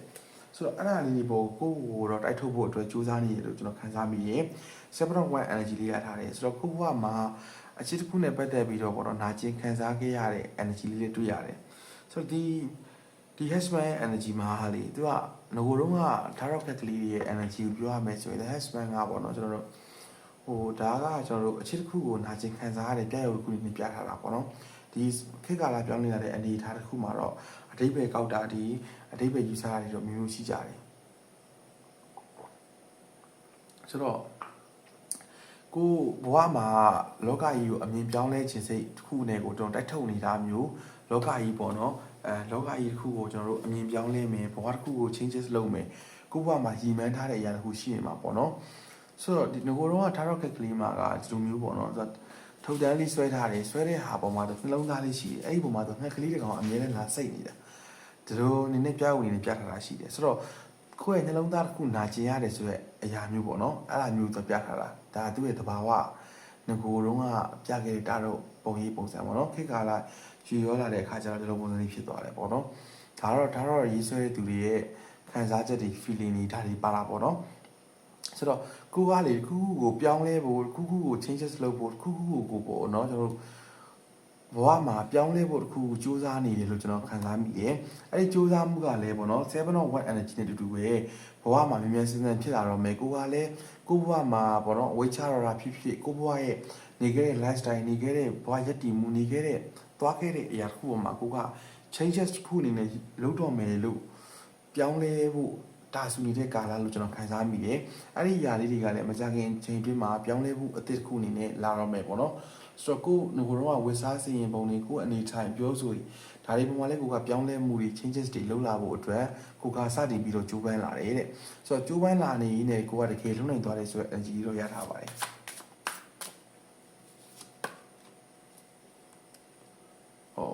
Queen of Swords ကိုမှ Eight of Swords ကိုဘဝမှာပြတ်သားဖို့တစ်ခုခုကိုစဉ်းစားနေတာမျိုးပြတ်သားဖို့တစ်ခုခုပေါ်တွေးတောနေတာမျိုးဒါမျိုးလေးတွေရှိနေတယ်ပေါ့နော်ဖိုင်ကျူးလေးတွေအနေနဲ့အဲ့လိုစဉ်းစားရင်းတွေးတောရင်းနဲ့ပဲဖိုင်ကျူးလေးတွေကပြတ်သားဖို့အတွက်အနောက်ကနေကိုခွန်အားပေးတဲ့သူတယောက်အနောက်ကနေကိုပေါ့နော်လမ်းပြပေးတဲ့သူတယောက်ကိုဘဝမှာတစ်ခုခုပေါ့နော်ပြည့်ရသားလေးလုပ်ဖို့စဉ်းစားနေတယ်ပြည့်ရသားလေးရှေ့ဆက်ဖို့စဉ်းစားနေတယ်ဆိုတဲ့အရာတစ်ခုပေါ့နော်အဲ့ဒီအရာတစ်ခုပေါ်မှာဖိုင်ကျူးလေးတွေကအနောက်မှာပေါ့နော်ကိုပြတ်သားဖို့အရာတစ်ခုဒါလေးထင်တယ်နော်ဆိုတော့ကိုဘဝမှာပြောင်းလဲဖို့ကိုဘဝမှာ changes လုပ်ဖို့နော်ဒါမျိုးလေးတော့ကျွန်တော်ခန်းစားမိရပြီးတော့လေတစုံတစ်ယောက်နဲ့ပတ်သက်ပြီးတော့ကိုကလှည့်ထွက်ဖို့ဆုံးဖြတ်တာမျိုးဒါမျိုးလေးလည်းခန်းစားမိပါတယ်ဆိုတော့တစုံတစ်ယောက်နဲ့ပတ်သက်ပြီးတော့ဖိုင်ကျူးလေးတွေအနေနဲ့လှည့်ထွက်ဖို့စူးစမ်းနေတယ်ဆိုရင်လည်းမကြခင်အချိန်တွင်းမှာပြတ်သားဖို့အတွက်ကို့မှာပေါ့နော်တခါလေကျရင်သူ့ငဲညာနေရတယ်တနာနေရတဲ့အရာမျိုးလေးရှိတယ်အဲ့ဒီပုံမှာလေကိုကမပြတ်သားနိုင်တာမျိုးအဲ့လူနဲ့ပတ်သက်ပြီးတော့ကိုကအခုဒီလမ်းမလွတ်နိုင်သေးတာမျိုးပေါ့နော်အဲ့ဒါမျိုးလေးတွေရှိတယ်ဆိုရင်လည်းမချခင်အချိန်တွင်းမှာ electric energy နဲ့တူတူပဲကိုကအကောင်းဆုံးကျော်ဖြတ်သွားနိုင်တော့မှာပေါ့နော်ကိုဘဝမှာ changes လုပ်ဖို့အရာတွေကလည်းကိုပြည့်ပြည့်သားသားလေးနဲ့ဖြစ်သွားတော့မယ်ပေါ့နော်ကိုဘာလုပ်ချင်တာလဲပုံမှာမူတည်ပြီးတော့ပဲကိုတွေကဒီဆုံးဖြတ်ချက်ခိုင်မာချက်နိုင်သွားမယ်ဆိုတဲ့ energy မျိုးလေးရထားတယ်တလာပါစစ်တော့ဖန်ကင်စင်ကာပူမှာရည်တည်နေလဲဖိုင်ကျူးလေးတွေအနေနဲ့ဆိုရင်ဒလာဘာကက်ကလေးကြထားပါတယ်ဒလာဘာကက်ကဲသဘောတရားပေါ့နော်ဒလာဘာကက်ကဲ energy ရပြောရမယ်ဆိုရင်ကျွန်တော်တို့အရင်ဘဝတွေတုန်းကဖူးစာဘက်နဲ့စုံတွေ့ရတာမျိုးပေါ့နော်ကိုသွားမဲ့အရာတစ်ခုကိုချင်းမြတ်နိုးရတဲ့သူတယောက်ကိုစိမ့်စိမ့်ကြည့်ပြီးတော့မြတ်နိုးရတဲ့သူတယောက်နဲ့ဖိုင်ကျူးလေးတွေကဖူးစာစုံမှုရှိတယ်အဲ့ဒီသူတွေကလည်းကိုတုန်းကပတ်သက်ဘူးတဲ့သူမျိုးလေးတွေလည်းဖြစ်နိုင်သလိုကိုယ့်ရဲ့လုပ်ငန်းခွင်ကိုယ့်ရဲ့နေပယ်တူကိုနဲ့ပြောဆိုဆက်ဆံနေတဲ့သူတယောက်ဖြစ်မယ်လို့ကျွန်တော်ခံစားမိရယ်ဆိုတော့ the lava cake energy မှာကျတော့အကောင်းနေပြီးအဆိုးတွေလာမယ် the lava cake နဲ့ true rock cake တို့နဲ့မတူတဲ့ energy ကကျတော့ the lava cake မှာကျတော့လေကျွန်တော်တို့တွေ့ရတဲ့ခံစားတဲ့ energy ကအချင်းနဲ့ပတ်သက်လို့ရှိရင်ကောင်းတာကိုဆိုးတာကိုတွန်တွဲပြီးတော့ခံစားရတယ်အချစ်တစ်ခုရဲ့လောကတိုင်းကိုအတူတူဖြတ်သန်းကြရတယ်ဆိုတဲ့ energy မျိုးပေါ့နော်သူနဲ့တွေ့ရလို့ရှိရင်ကိုယ့်ဘဝမှာဘန်ကင်တော်လန်လေးဖြစ်တဲ့နက်ဖက်တဲ့ဖူးစာအနေနဲ့ခံစားရနိုင်တယ်တခါလေကျတော့လေသူနဲ့ပတ်သက်ပြီးတော့နာကျင်မှုတွေခံစားမှုလေးတော့နည်းနည်းလေးတွဲပါတတ်တယ်ဒလာဘာခက်ခဲ energy ကလေဒါပေမဲ့ zero fanic energy ကလေသူနဲ့တွေ့ရလို့ရှိရင်ပေါ့နော်ဖိုင်ကျူးလေးတွေအနေနဲ့သူနဲ့တွေ့ရလို့ရှိရင်သူကလေကိုယ့်ပေါ်မှာနည်းနည်းလေးနှွေးထွေးတယ်ဆိုတဲ့ energy မျိုးလေးပေါ့နော်ကျွန်တော်တို့အဲ့ဒီ energy လေးကိုနည်းနည်းခံစားမိတယ်ဆိုတော့ဘလို့နှွေးထွေးတာမျိုးလဲပေါ့နော်ကျွန်တော်ခံစားမိတဲ့ energy ကျွန်တော်ရတဲ့ energy ကပြောရမယ်ဆိုရင်သူ့ရဲ့နှွေးထွေးမှုကချားနဲ့မတူဘူးကွာဘယ်လိုခေါ်928ကို1500ချစ်ချင်းရောပေါ့နော်928မြစ်တာအော်1500ဆိုတဲ့ချစ်ချင်းမြစ်တာပါတစ်ခါလေးတွဲပါလာမျိုးခံစားမိရေဆိုတော့ကိုယ့်ပေါ်မှာညီလေးညီမလေးအဲ့လိုမျိုးခံစားမှုလည်းပါမယ်ပြီးတော့အကိုကြီးအမကြီးအဲ့လိုခံစားမှုလည်းပါမယ်ပြီးတော့ relationship တစ်ခုမှာသွားရတဲ့ feeling တစ်ခုလည်းပါလာမယ်ပေါ့နော်အဲ့ဒီ feeling လေးခံစားမိပါတယ်ဆိုတော့ the lava ခက်ခဲ energy အရာပြောရမယ်ဆိုရင်ဒီမှာလဲစစ်တော့ funnically ထောက်ထားတယ်တော့ကြောင့်မလို့တယောက်နဲ့တယောက်ပေါ့နော်ရိုင်းမင်းကူညီတယ်တွေးထွေးတယ်သူနဲ့ပတ်သက်ပြီးတော့ပဲကိုဘွားကအေးချမ်းရတယ်ကိုဘွားရဲ့စိတ်လုံခြုံရတဲ့ခုအနေနဲ့လဲတွေးနိုင်မှာပေါ့နော်အဲ့ဒီတွေးလာမဲ့ next partner ကလေကိုဘွားမှာတခါမှမတွေ့ဘူးတဲ့ relationship တစ်ခုမျိုးပေါ့နော်သူကလည်းကိုကလည်းထောက်ပံ့နိုင်တယ်သူကလည်းထောက်ပံ့မယ် သူကလည်းတနာမယ်ကိုကလည်းကျင်နာမယ်အဲ့လို energy မျိုးလေးတွေ့ပါတာပေါ့နော်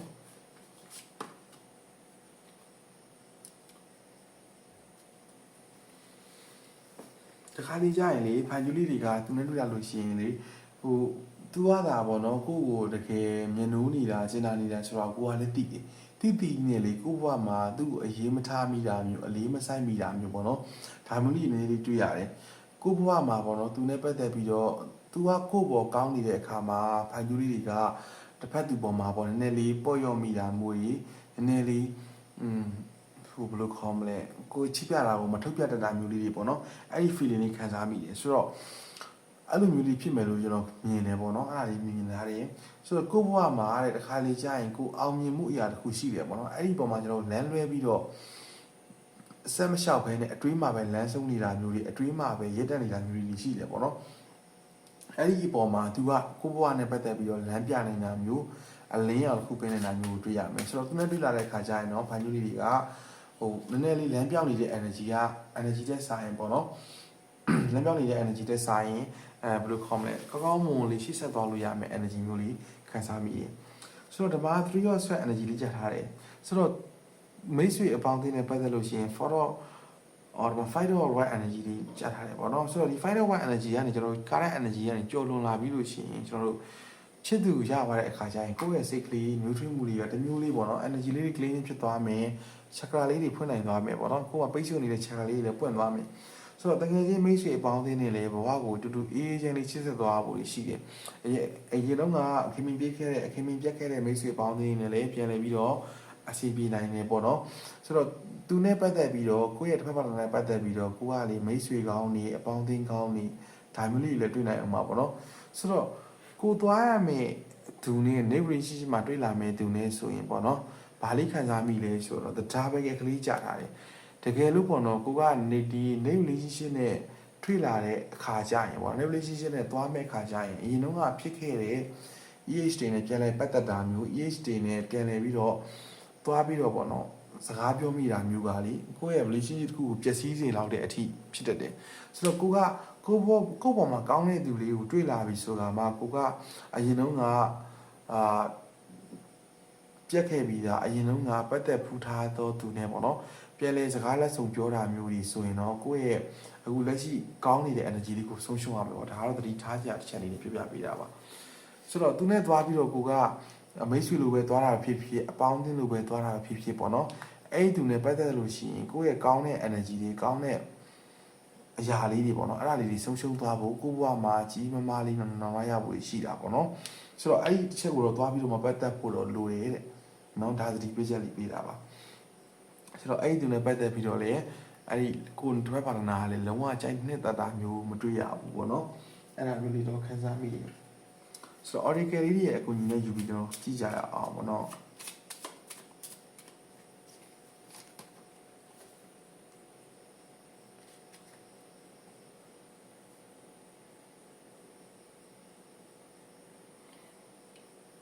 ဖန်ဂျူရီနဲ့ပတ်သက်ပြီးတော့ပေါ့နော်အဲ့နောက်တွေ့လာမယ် relationship ကလေဘယ်လိုပြောရမလဲအဲ့ဒီသူကလေကိုယ့်ပေါ်မှာလာတဲ့အခါကျရင်အချစ်တစ်ခုနဲ့ပတ်သက်ပြီးတော့ဘွားတွေကိုဝင်လာတာမျိုးပေါ့နော်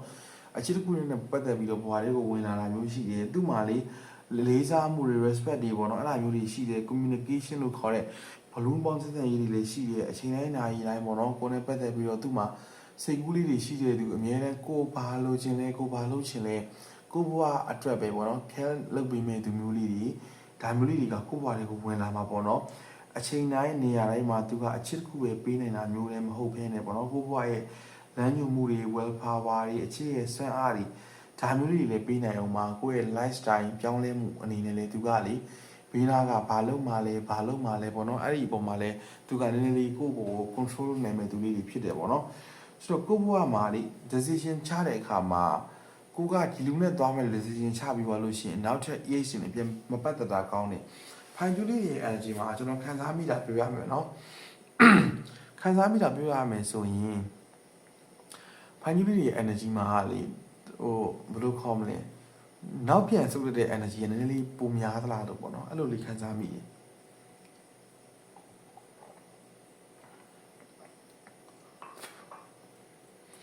တ ခုခုကိုရှေ့ဆက်မယ်ဆိုရင်ပေါ့နော်နောက်နည်းနည်းလေးပြန်ဆုတ်တက်သလားလို့မပြတ်သားဘူးဆိုတဲ့ energy မျိုးလေးတွေ့ရတယ်အဲ့ဒါလေးခံစားမိတယ်ဆိုတော့နောက်လာမယ့်သူကလေကိုဘွားမှာအရှိတစ်ခုနဲ့ပြည့်စုံတာဘာလဲပေါ့နော်အဲ့ဒီတစ်ခုကိုသိအောင်လုပ်ပေးမယ်သူလေးလာမှာအဲ့ဒီပုံမှာကျွန်တော်တို့က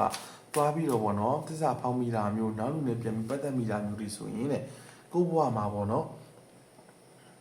နည်းနည်းနောက်လာရစရာလေးတွေနည်းနည်းလေးခက်ခဲမှုတွေတော့ရှိမှာပေါ့ဆိုတော့ဖိုင်ဝမ်လေးလိုပဲဒါလေးကြားတယ်နော်ဆိုတော့ဖိုင်ယူလေးတွေရဲ့တစ်ဖက်ပါတနာကကိုယ်နဲ့ပြောလို့ရှိရင်ချစ်စကားကြိုက်စကားလေးတွေများပြောမယ်ကိုကို view ဆက်ရလေးတွေများပြောမယ်ပေါ့နော်အချင်းနဲ့ပတ်သက်တဲ့အရာလေးတွေသူ့ရဲ့အသင်းနှလုံးကသူ့ရဲ့နှလုံးသားတစ်ခုကဖိုင်ယူလေးတွေဖြစ်ကြောင်းပေါ့နော်ဒါလေးတွေလည်းပါမှာပေါ့နော်ပြီးတော့လေကိုဘွားမှာမိနစ်တွေမှာအချစ်ကိုခံစားမှုတာကိုဘွားမှာမိနစ်တွေမှာအချစ်တစ်ခုကဖြစ်လာတာမျိုးပေါ့ဒါမျိုးလေးတွေပေါ်မှာလည်းဖိုင်ယူလေးတွေကခံစားမိမှာဆိုတော့ဘိုင်ယူလေးတွေမှာမိန်းကလေးတွေပါလို့ရှိရင်တစ်ဖက်ပါတနာကနည်းနည်းကျူးမဲ့အထင်မှာပါတယ်ကျူးလဲကျူးလိုက်မယ်ပြီးလို့ရှိရင်ကိုယ်နဲ့ပတ်သက်ပြီးတော့စကားပြောတဲ့အခါမှာလည်းနူးညံ့လေးနဲ့ easy လေးပြောတဲ့သူမျိုးလေးတွေဖြစ်လိမ့်မယ်ပြီးလို့ရှိရင်ပေါ့နော်အရာတဲ့အပေါ်မှာသူကကိုယ့်ပေါ်မှာပဲ focus ထားတာကိုယ့်မျက်နှာမကောင်းတာတို့ကိုယ့်ရဲ့လေသံလေးတွေပြောင်းလဲသွားတာတို့ကိုယ့်ရဲ့စကားလုံးလေးတွေကအစားတစ်ဖက်ပါတနာကခံစားနိုင်စွမ်းတစ်ဖက်ပါတနာကနိုင်စွမ်းနည်းနည်းလေးအားကြီးတယ်ပေါ့နော်ဆိုတော့သူ့ဘက်ကပြောတဲ့စကားလုံးလေးတွေကလည်းဖိုင်ကျူးလေးတွေရဲ့နားထဲမှာလေဟိုဘယ်လိုခေါ်မလဲပြားရည်လေးဝင်သလိုပေါ့နော်ချိုပြီးတော့ရှက်တတာလေးဖြစ်နေပါဆိုတော့အဲ့ဒီ feeling လေးခံစားကြည့်ပေါ့နော်မျက်လုံးလေးနေပြီးတော့ခံစားကြည့်ဆိုတော့ဘယ်တော့တောင်မှကိုယ်နဲ့ပတ်သက်လို့ရှိရင်စကားလုံးလေးချိုမလဲပေါ့နော်ဒါလေးတွေခံစားကြည့်ရမယ်ဆိုတော့တစ်ဖက်ပါတနာနည်းနည်းလေးတော့နူးညံ့တယ်တဲ့ဆိုတော့ကိုယ့်ဘဝမှာဖိုင်ကျူးလေးတွေကလေဆိုတော့ကိုယ့်ရဲ့လေယူလေသိမ်းစကားပြောတဲ့အရာကိုနှုတ်အမူအရာနဲ့ပတ်သက်လို့ရှိရင်ဟိုဘယ်လိုခေါ်မလဲအင်းငိမ့်တာရတဲ့စကားလုံးမျိုးကိုပြောပေးတာကပိုပြီးတင်လျော်တယ်ပေါ့နော်နည်းနည်းလေးတစ်ဖက်သားနားထဲမှာကန့်လန့်ဖြစ်မဲ့စကားလုံးလေးတွေတစ်ဖက်သားနာကျင်သွားမယ်ဆိုတဲ့စကားလုံးလေးတွေမပြောမိဘူးလို့တဲ့ကိုယ့်ရဲ့ energy ကိုလည်းလုံးဝ cleansing လုပ်ထားဖို့လိုတယ်ဆိုတော့ဖိုင်ယူလေးတွေရဲ့ energy မှာပေါ့နော်ဖိုင်ယူလေးတွေရဲ့ grounded အနေနဲ့ပြောရမယ်ဆိုရင်ဖိုင်ယူလေးတွေကအဓိကအားဖြင့်ER ပေါ့နော်နားနဲ့ပတ်သက်တဲ့အကြားအာရုံနဲ့ပတ်သက်တဲ့ healing တွေများများထောက်တဲ့နဲ့တန်စင်လေးတွေနားထောင်ရကြိုက်တယ်လို့ခံစားမိတယ်ပေါ့နော်ဖိုင်ကျူးလေးတွေကတချင်းနားထောင်ရတာကြိုက်တယ်အဲ့လိုမျိုးတချင်းနားထောင်ရကြိုက်တယ်ဟိုအတန်ချိုလေးတွေပြောရင်လက်ခံတယ်အဲ့လိုမျိုးလေးတွေခံစားမိတယ်ဆိုတော့ကိုဘဝမှာလည်းပေါ့နော်ကိုခံစားမိတယ်ကိုကြိုက်တဲ့အရာလေးတွေအတိုင်းပဲတစ်ဖက်သူနဲ့ပတ်သက်ပြီးတော့မိတ်ဆွေပေါင်းတဲ့ဖြစ်ဖြစ်မိသားစုနဲ့ပတ်သက်ပြီးတော့ဖြစ်ဖြစ်ပေါ့နော်ကိုဘက်ကနူးညံ့တဲ့စကားလုံးလေးတွေချိုးစားတဲ့စကားလုံးတွေပြောပြီးလို့ရှိရင်ကိုဘဝမှာအောင်မြင်မှုတွေအစီအပြေဖို့တွေအများကြီးရှိမှာပေါ့နော်ကိုနဲ့တွေ့လာမယ့်ပါတနာပေါ်မှာလည်းအဲ့လိုမျိုးလေးတွေနော်နှွေးထွေးလေးတွေယူရလေးတွေပြောပြဖို့တော့လိုတယ်ပေါ့နော်ဖိုင်ယူလေးရဲ့ energy မှာဘာလေးတွေ့ထားလဲပေါ့နော်ကိုယ့်ရဲ့ခန္ဓာကိုယ် body ပေါ်နဲ့ပတ်သက်ပြီးတော့ပေါ့နော် changes ပြောင်းလဲမှုတစ်ခုလုပ်ဖို့တဲ့စဉ်းစားထားတာမျိုးတွေရှိရင်ဆိုတော့ကိုယ်နဲ့ပတ်သက်တဲ့မျက်နှာတစ်ခုပြုပြင်တာမျိုးဒါမှမဟုတ်လေmake up ချိန်တာမျိုးပေါ့နော်ဒါမှမဟုတ်လေကိုယ့်ရဲ့ဝတ်စားစီရင်မှုကိုယ့်ရဲ့နေထိုင်မှုတစ်ခုကို changes နေနဲ့လုပ်ဖို့စဉ်းစားနေတာမျိုးတွေရှိတယ်ပေါ့နော်ကိုယ့်ဘဝမှာပေါ့နော်အချင်းနဲ့ပတ်သက်ပြီးတော့အချင်းငတ်တာမျိုးတွေအချင်းနဲ့ပတ်သက်ပြီးတော့ healing လိုအပ်တာမျိုးတွေရှိတယ်ဆိုတော့အချင်းတစ်ခုတည်းနဲ့ပတ်သက်ပြီးတော့ကိုယ်စိတ်ကလေးမကြမ်းမာတာမျိုးအချင်းတစ်ခုနဲ့ပတ်သက်ပြီးကိုယ်စိတ်လေးနာမကြမ်းဖြစ်နေတာမျိုးပေါ့နော်ဒါမျိုးတွေနည်းနည်းလေးရှိမယ်လို့ခံစားမိတယ်ဆိုတော့တကယ်တော့ကိုယ့်ဘဝမှာအရာတိုင်းနဲ့ပတ်သက်ပြီးလို့ရှိရင် energy ကိုပေါ့နော်control လုပ်ပါတဲ့ energy ကို workout လုပ်ဖို့သင့်တယ်ပေါ့နော်ဆိုတော့ကိုယ့်ရဲ့ energy နဲ့ပတ်သက်ပြီးတော့ပေါ့နော် workout လုပ်ပေးသင့်တယ်လေဆိုတော့ကိုယ့် energy ကိုအမြဲတမ်းအကောင်းဆုံးအသုံးချဖို့သင့်တယ်လို့ပြောထားတယ်ဆိုတော့ဖိုင်ကျူးလေးတွေ energy မှာကြတော့လေကိုယ့်ရဲ့ energy ကိုသွားရမယ့်အရာတစ်ခုကိုသွားရမယ့်လမ်းကြောင်းတစ်ခုပေါ်မှာကိုယ့်ရဲ့ energy ကိုအရာအလုံးအကောင်းဆုံးအသုံးချဖို့လိုတယ်ဆိုတော့ energy နဲ့ပတ်သက်လို့ရှိရင်ဖိုင်ကျူးလေးတွေကချက်ကရာလေးတွေပိတ်နေတာမျိုးတွေရှိတာပေါ့နော်ဆိုတော့မပွင့်တဲ့ချက်ကရာလေးတွေရှိတယ်အဲ့ဒီဟာလေးကိုဖွင့်ထားရမယ်ဆိုတော့ရင်းညွန့်တဲ့ကချက်ကရာကိုအရင်ဆုံးဖွင့်ရမှာပေါ့နော်ကိုယ့်မျိုးလုံးလေးမိတ်ပြီးတော့ရင်းညွန့်လေးကိုကြည့်မယ်ကြည့်ပြီးလို့ရှိရင်ဒီချက်ကရာလေးကိုဖွင့်နိုင်အောင်ကိုယ်ကစူးစမ်းရမယ်ပေါ့နော်အဲ့ဒါလေးကိုလုပ်ပေးတဲ့နေတယ်ဆိုတော့နှလုံးသားနဲ့ပတ်သက်တဲ့အရာပေါ့နော်ဆိုတော့နှလုံးသားနဲ့ပတ်သက်တဲ့ချက်ကရာအနေနဲ့ဆိုရင်ခံစားမှုတွေ feeling တွေအဲ့ဒါမျိုးလေးနည်းနည်းလေးပြောင်းလဲပြီးလို့လိုပါတယ်ဆိုတော့ energy cleansing နဲ့တခြင်းလေးနားထောင်ပေးတာကလည်းဖိုင်ကျူးလေးတွေအတွက်အကောင်းဆုံးအသင့်တော်ဆုံးအရာလေးဖြစ်မယ်လို့ယုံကြည်တယ်ပေါ့နော်ဒါကတော့ဖိုင်ကျူးလေးကြောင့်ပြောပြတာဖြစ်ပါတယ်အားလုံးလည်းကျန်တဲ့လိမ့်မယ်လို့ယုံကြည်ပါတယ်ဖိုင်ကျူးလေးကြောင့်လာပါမယ်နော်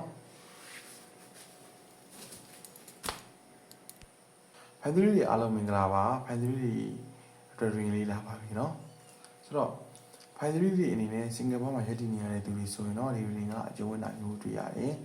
ဆိုတော့ဒီရီကကြတော့ဖိုင်သရီတွေအတွက်ပဲပေါ့နော်အဓိကယူရပြီးတော့ရီဖတ်ပေးတာဖြစ်တယ်ပေါ့နော်ဆိုတော့ဖိုင်သရီတွေအနေနဲ့ဒီ energy မှာပြောရမယ်ဆိုရင်တော့ပေါ့နော်အချစ်တစ်ခုကိုလိုအပ်နေတာမျိုးအချင်းငတ်နေတာမျိုးတစ်ခုနဲ့ပတ်သက်ပြီးတော့ပေါ့နော်ကိုဘွားမှာအချစ်တစ်ခုကိုလိုအပ်တယ်ခံစားမှုတစ်ခုအနေနဲ့ရှိတယ်ပေါ့နော်ဒီအချစ်တစ်ခုကလည်းကိုဘွားအတွက်တကယ်ပဲလက်တွေ့မှာအသုံးချလို့ရမလားဒီအချစ်ကပဲကျွန်တော်တို့ဖိုင်သရီရဲ့ဘဝကိုနှွေးထွေးမှုပေးနိုင်မလားပေါ့နော်ဒါလေးပေါ်မှာစဉ်းစားနေတာမျိုးလေးရှိတယ်ဆိုတော့တခါလေကြာရင်တော့ကိုဘဝမှာအကောင်းဆုံးဆိုတဲ့အရာလေးတော့ရရှိခြင်းတယ်ပေါ့နော်ဒီပုံမှာလည်းကိုကဆူတောင်းမှုတွေenergy လေးတွေလက်ခံမှုတွေဒါမျိုးလေးတွေအစဉ်သင်းရှိနေတယ်ပေါ့နော်ဆိုတော့ကိုဘဝနဲ့ပတ်သက်ပြီးတော့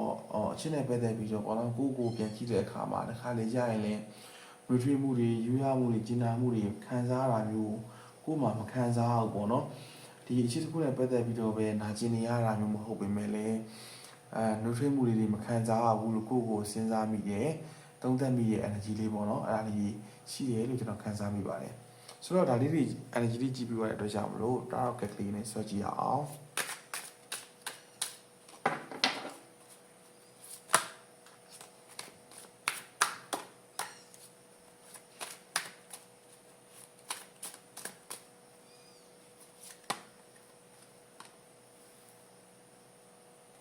King of Fenike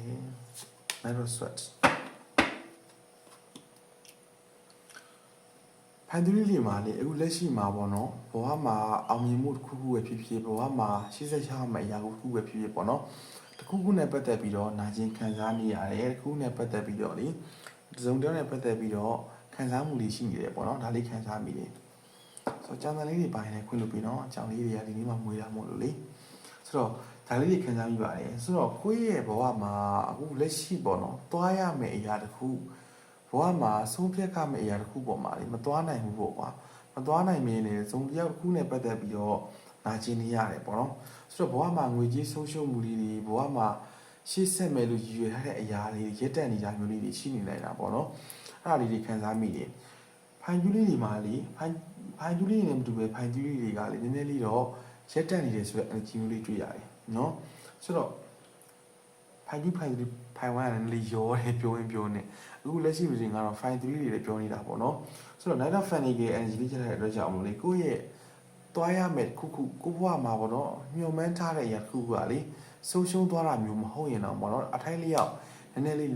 လုံးလျော့သွားတာမျိုးလေးတော့ခံစားမိတယ်ဆိုတော့အရှိတစ်ခုနဲ့ပတ်သက်လို့ရှိရင်လည်းပေါ့နော်ကိုရှေ့ဆက်ပြီးတော့သွားရမယ်သူနဲ့ရှေ့ဆက်ပြီးတော့ရှောက်လန်းမယ်လို့တွေးနေသူကြောင့်နာကျင်ပြီးတော့ကိုကဒီနေရာမှာရက်တက်နေရတာမျိုးကိုရှေ့ဆက်လို့သွားလို့မရတော့ဘူးလို့ကိုယုံကြည်တဲ့အတွက်ကြောင့်မလို့နာကျင်စွာနဲ့ပဲဒီနေရာမှာအဆုံးသတ်သွားတာမျိုးအဲ့ဒါမျိုးလေးခံစားမိတယ်ခြေလုံးချတုံလည်းတော့ဖြစ်တဲ့အထက်မှာတော့ပါတာပေါ့နော်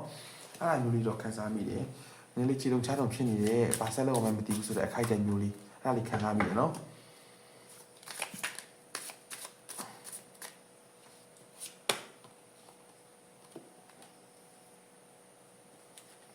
Narrow cat the words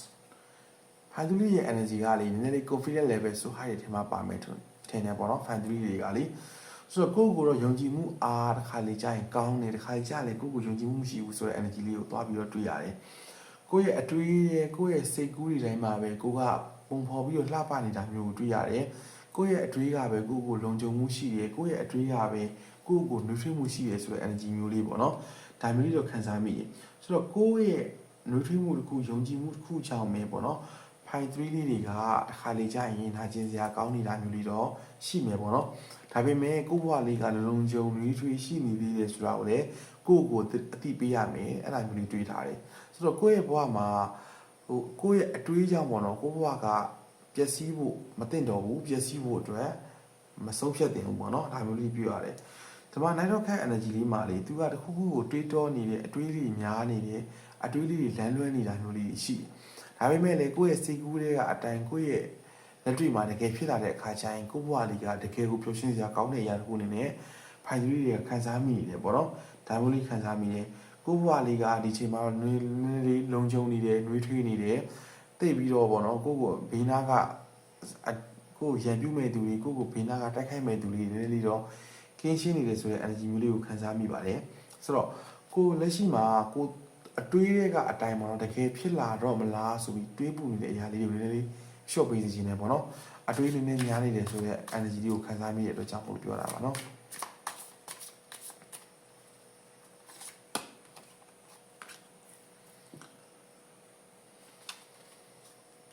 အော်ဒီမှာဂျာမန်လေးကြားတဲ့အတွက်ကြောင့်မလို့လေကိုတငယ်ချင်းမိတ်ဆွေအပေါင်းအသင်းနဲ့ပတ်သက်ပြီးတော့ပေါ့နော်ခက်ခဲနေတဲ့အရာတွေကပြီးဆုံးသွားပြီခက်ခဲနေတဲ့အရာတွေကလွတ်မြောက်သွားပြီဆိုတဲ့ energy တွေခံစားမိပါတယ်ဆိုတော့ဒီ reading ကိုလာကြည့်တဲ့ 5-3 အနေနဲ့ဆိုရင်ပေါ့နော်လက်ရှိမှာအကိုလက်ရှိဖြစ်ဖြစ်ပေါ့နော်အတိတ်ကဖြစ်ဖြစ်ကျွန်တော်တို့နာကျင်ခံစားခဲ့ရတဲ့ relationship မျိုးတွေနာကျင်ခံစားခဲ့ရတဲ့ friendship မျိုးတွေဆိုရင်တော့ဒီ reading မှာအကုန်လုံးပြီးဆုံးသွားပြီအကုန်လုံးပြည့်ပြတ်သွားပြီဆိုတာကိုလက်ခံရရှိလိုက်ပါပေါ့နော်အဲ့ဒါလေးခံစားမိပါတယ်အတိတ်မှာကိုသွားခဲ့တဲ့အရာတစ်ခုဖြစ်ဖြစ်အတိတ်မှာခံစားခဲ့တဲ့နာကျင်စရာကောင်းတဲ့တစ်ခုဖြစ်ဖြစ်ပေါ့နော်ဒီချိန်မှာတော့အေးချမ်းလေးပဲပျော်ရွှင်လေးပဲဘဝကိုရှေ့ဆက်ကတော့မယ်ဘဝမှာပျော်ရွှင်မှုတွေပဲလာတော့မယ်ပေါ့နော်ဒါမျိုးလေးတွေ့ရတယ်အချစ်တစ်ခုကြောင့်ပဲနာကျင်ခဲ့ရတာဖြစ်ဖြစ် friendship မှာပဲနာကျင်ခဲ့ရတာဖြစ်ဖြစ်ပေါ့နော်အခုသွားမယ်ရှောက်ရမယ်လမ်းကြီးမှာကိုကလုံးဝကိုပျော်ရွှင်ရတော့မယ်လုံးဝပါဖြစ်တော့မယ်ဆိုတဲ့ energy မျိုးလေးကိုခံစားမိရပေါ့နော်ဒီမှာအတွေးများခဲ့တဲ့အရာတွေကလည်းဒီချိန်မှာလွတ်ချသွားနိုင်တော့မယ်တကယ်ချင်းမိတ်ဆွေအပေါင်းအသင်း relationship နဲ့ပတ်သက်လို့ရှိရင်လည်းအေးချမ်းလေးပဲဘာမှစိတ်ပူစရာမရှိဘူးပေါ့နော်အဲ့ဒါမျိုးလေးခံစားမိတယ်ဖိုင်သရီတွေကလည်းအချစ်တစ်ခုကြောင့်နာကျင်ခံစားခဲ့ရတယ်အချစ်တစ်ခုကြောင့်ပဲကြက်သားဖို့ဆုံးဖြတ်နေတယ်ဆိုတော့ feeling လေးရထားတယ်နော်ဆိုတော့ဖိုင်သရီတွေမှာ relationship ကိုရှိခဲ့တယ်ပေါ့နော်အဲ့ရှိခဲ့တဲ့ relationship ကဖိုင်သရီတွေကိုတော်တော်လေးနာကျင်စေခဲ့တာမျိုးခံစားမှုတစ်ခုအနေနဲ့ပေးထားတယ်သူ့ရဲ့နာကျင်စေခဲ့မှုကလေဆိုတော့နှလုံးသားတစ်ခုကိုဓာတ်နဲ့ထုံးသလိုမျိုးပေါ့နော်တစစ်စစ်နဲ့သူ့ကြောင့်ပဲကိုကနာကျင်ခဲ့ရတယ်ပေါ့နော်အဲ့ဒါလေးတွေးထားတယ်ကိုဟာလဲပေါ့နော်အရာအလုံးကိုပြတ်သားဖို့ဆုံးဖြတ်ထားပြီလို့လည်းခံစားမိရဲဆိုတော့ 5-3 လေးမှာအချစ်တစ်ခုကြောင့်ပေါ့နော် relationship တစ်ခုကြောင့်ဖြစ်ဖြစ် friendship ကြောင့်ဖြစ်ဖြစ်ပေါ့နော်နာကျင်ခံစားခဲ့ရတဲ့သူတွေဆိုရင်တော့ဒီအချိန်မှာကိုကအကောင်းဆုံးဆုံးဖြတ်နေပြီအကောင်းဆုံးသင်ခန်းစာတွေရနေပြီဆိုတဲ့အတွက်ကြောင့်မလို့အကောင်းဆုံးပြတ်သားတော့မယ်ဆိုတဲ့ energy မျိုးလေးတွေ့ထားတယ်အဲ့တော့ sweat energy မှာလေကိုကတီတီကြီးကြီးနဲ့ပြည့်ပြတ်သားသားလေးပေါ့နော်တန်လင်းတန်ချပြီးတော့ခိုင်မာတဲ့ပြတ်သားမှုတစ်ခုကိုတိဆောက်နေတယ်လို့ခံစားမိတယ်ဆိုတော့ကိုခံစားရတဲ့အရာကိုဖြစ်နေတဲ့အရာကလည်းအချစ်တစ်ခုတည်းလို့လည်းကျွန်တော်ခံစားမိတယ်ပေါ့နော်အဲ့ဒီလိုလေအဲ့လိုအချစ်တစ်ခုတည်းလို့ပဲကျွန်တော်ထင်တယ်ပေါ့နော်အဲ့ဒီတော့ကြောင့်မလို့ကိုကဒီချိန်မှာပြတ်သားနေပြီပြတ်သားဖို့အတွက်စဉ်းစားနေပြီဆိုတဲ့ခံစားမှုလေးရတယ်ကိုပြတ်သားမှုတစ်ခုကနေပဲကိုရှေ့ဆက်ပြီးတော့အနာဂတ်မှာကောင်းမွန်လေးသွားမယ်လို့ကျွန်တော်ခံစားမိပါတယ်ဆိုတော့ဖိုင်3တွေရဲ့ခံစားမှုကနည်းနည်းလေးတော့ရောထွေးတာမျိုးရှိတယ်တခါလေကျရင်အတူကြောင့်ရက်တက်တာမျိုးရှိတယ်တခါလေကျရင်လည်းပျော်ရွှင်နေတခါကျရင်လည်းနည်းလေးစိတ်ညစ်တာမျိုးတွေတော့ရှိတာပေါ့နော်အဲစိတ်ကလေးတော့ထွေများနေတာမျိုးရှိတယ်ဆိုတော့ဒီမှာလေ Queen of One Energy ကြတယ်ဒီမှာ Six of One Energy ပေါ့နော်ဆိုတော့ဖိုင်3တွေရဲ့ဘဝမှာအရာတိုင်းကိုလွှတ်ချသွားနိုင်တာမျိုးခံစားမိရဲ့အစုံတစ်ခုနဲ့ပတ်သက်ပြီးတော့ဖိုင်3တွေစူးစမ်းနေတဲ့အရာရှိမယ်ပေါ့နော်အခြေတစ်ခုနဲ့ပဲဖြစ်ဖြစ်တငယ်ချင်းနဲ့ဖြစ်ပြတ်တောက်ဖို့နဲ့စူးစမ်းနေတာမျိုးပဲဖြစ်ဖြစ်ပေါ့နော်ကိုဘဝမှာအရာတို့ပဲဖြစ်ဖြစ်ပေါ့နော်တစ်ခုခုကိုအနေထားတစ်ခုကိုမြင့်တင်မှုစူးစမ်းနေတဲ့အရာတွေရှိတယ်ဆိုရင်လည်းပေါ့နော် Queen of One Energy နဲ့တူပဲကိုကဘယင်မတစ်ပါးဖြစ်နေပြီဆိုတော့ဒီမှာလဲ Six of One Energy တူပဲကိုကဘယင်တစ်ပါးဖြစ်နေပြီအရာတိုင်းကကိုအနီးနားမှာရှိတဲ့လူတွေကဖြစ်ဖြစ်ပေါ့နော်ကိုယ့်ရဲ့ပတ်ဝန်းကျင်မှာရှိတဲ့လူတွေကဖြစ်ဖြစ်ကိုပေါ့နော်အားပေးအားမြောက်ချီးမြှောက်ကြတဲ့အရာတစ်ခုခုရှိလာမယ်လို့ခံစားမိတယ်ဒီခံစားမှုမှာလေကျွန်တော်ခံစားမိတဲ့အရာကလေဆိုတော့ဓမ္မ3 of Sweat Energy နဲ့တူပဲ6 of One Energy ရတော့ကြောင့်မလို့ဒီအချစ်တစ်ခုမှာပြည့်ပြည့်သားသားလေးဆုံးဖြတ်နိုင်သွားပြီပြည့်ပြည့်သားသားလေးသွားနိုင်သွားပြီလို့ခံစားမိတယ်သွားနိုင်သွားတဲ့အခါမှာလေလူတိုင်းကသူဒီလောက်ထိပြတ်သားနိုင်မှာမလားပေါ့နော်သူဒီလောက်ထိပြတ်သားနိုင်မယ်လို့မထင်ထားခဲ့ဘူးသူတို့ရဲ့သွားခဲ့တဲ့ long time relationship ကလည်းနည်းနည်းကြာနေသလားလို့သူဒီတယောက်နဲ့မှပို့ပြီးကြာနေသလားလို့သူ့အဲ့တယောက်ကလည်းနည်းနည်းနှိမ့်ဆက်တယ်နော်အဲ့တယောက်ကသူ့ကိုစိတ်ဒုက္ခတွေပေးတယ်နော်လို့ပြောတဲ့လူများကလေကိုယ့်ရဲ့ပြတ်သားမှုတစ်ခုကြောင့်လေကိုကဒီအချစ်တစ်ခုကိုလုံးဝဆွတ်လွတ်နိုင်သွားပြီကွာဆွတ်လွတ်နိုင်သွားတဲ့အခါမှာဒါမှ Six of One Energy ကြာလာတယ်ကိုကတယောက်တည်းနဲ့တောက်ပနိုင်စေရှိနိုင်တာပေါ့နော်ဒါမှ Queen of One Energy လေးဆိုတော့တယောက်တည်းလေးဘဝကိုအေးချမ်းဖက်သက်နိုင်သွားပြီအရာအလုံးကိုလွတ်ချသွားနိုင်သွားပြီကိုကိုဒုက္ခပေးခဲ့တဲ့ကိုနာကျင်စရာကောင်းခဲ့တဲ့အရာတွေကိုလွတ်ချနိုင်သွားတဲ့အချိန်ပေါ့နော်အဲ့ဒီအချိန်မှာကိုကဒီကာလမှာအေးချမ်းလေးအောင်မြင်နေပြီတယောက်တည်းလေးတောက်ပနေပြီအဲ့ဒါမျိုးလေးကိုခံစားမိတယ် ဆိုတော့ကောင်းတယ်ပေါ့နော်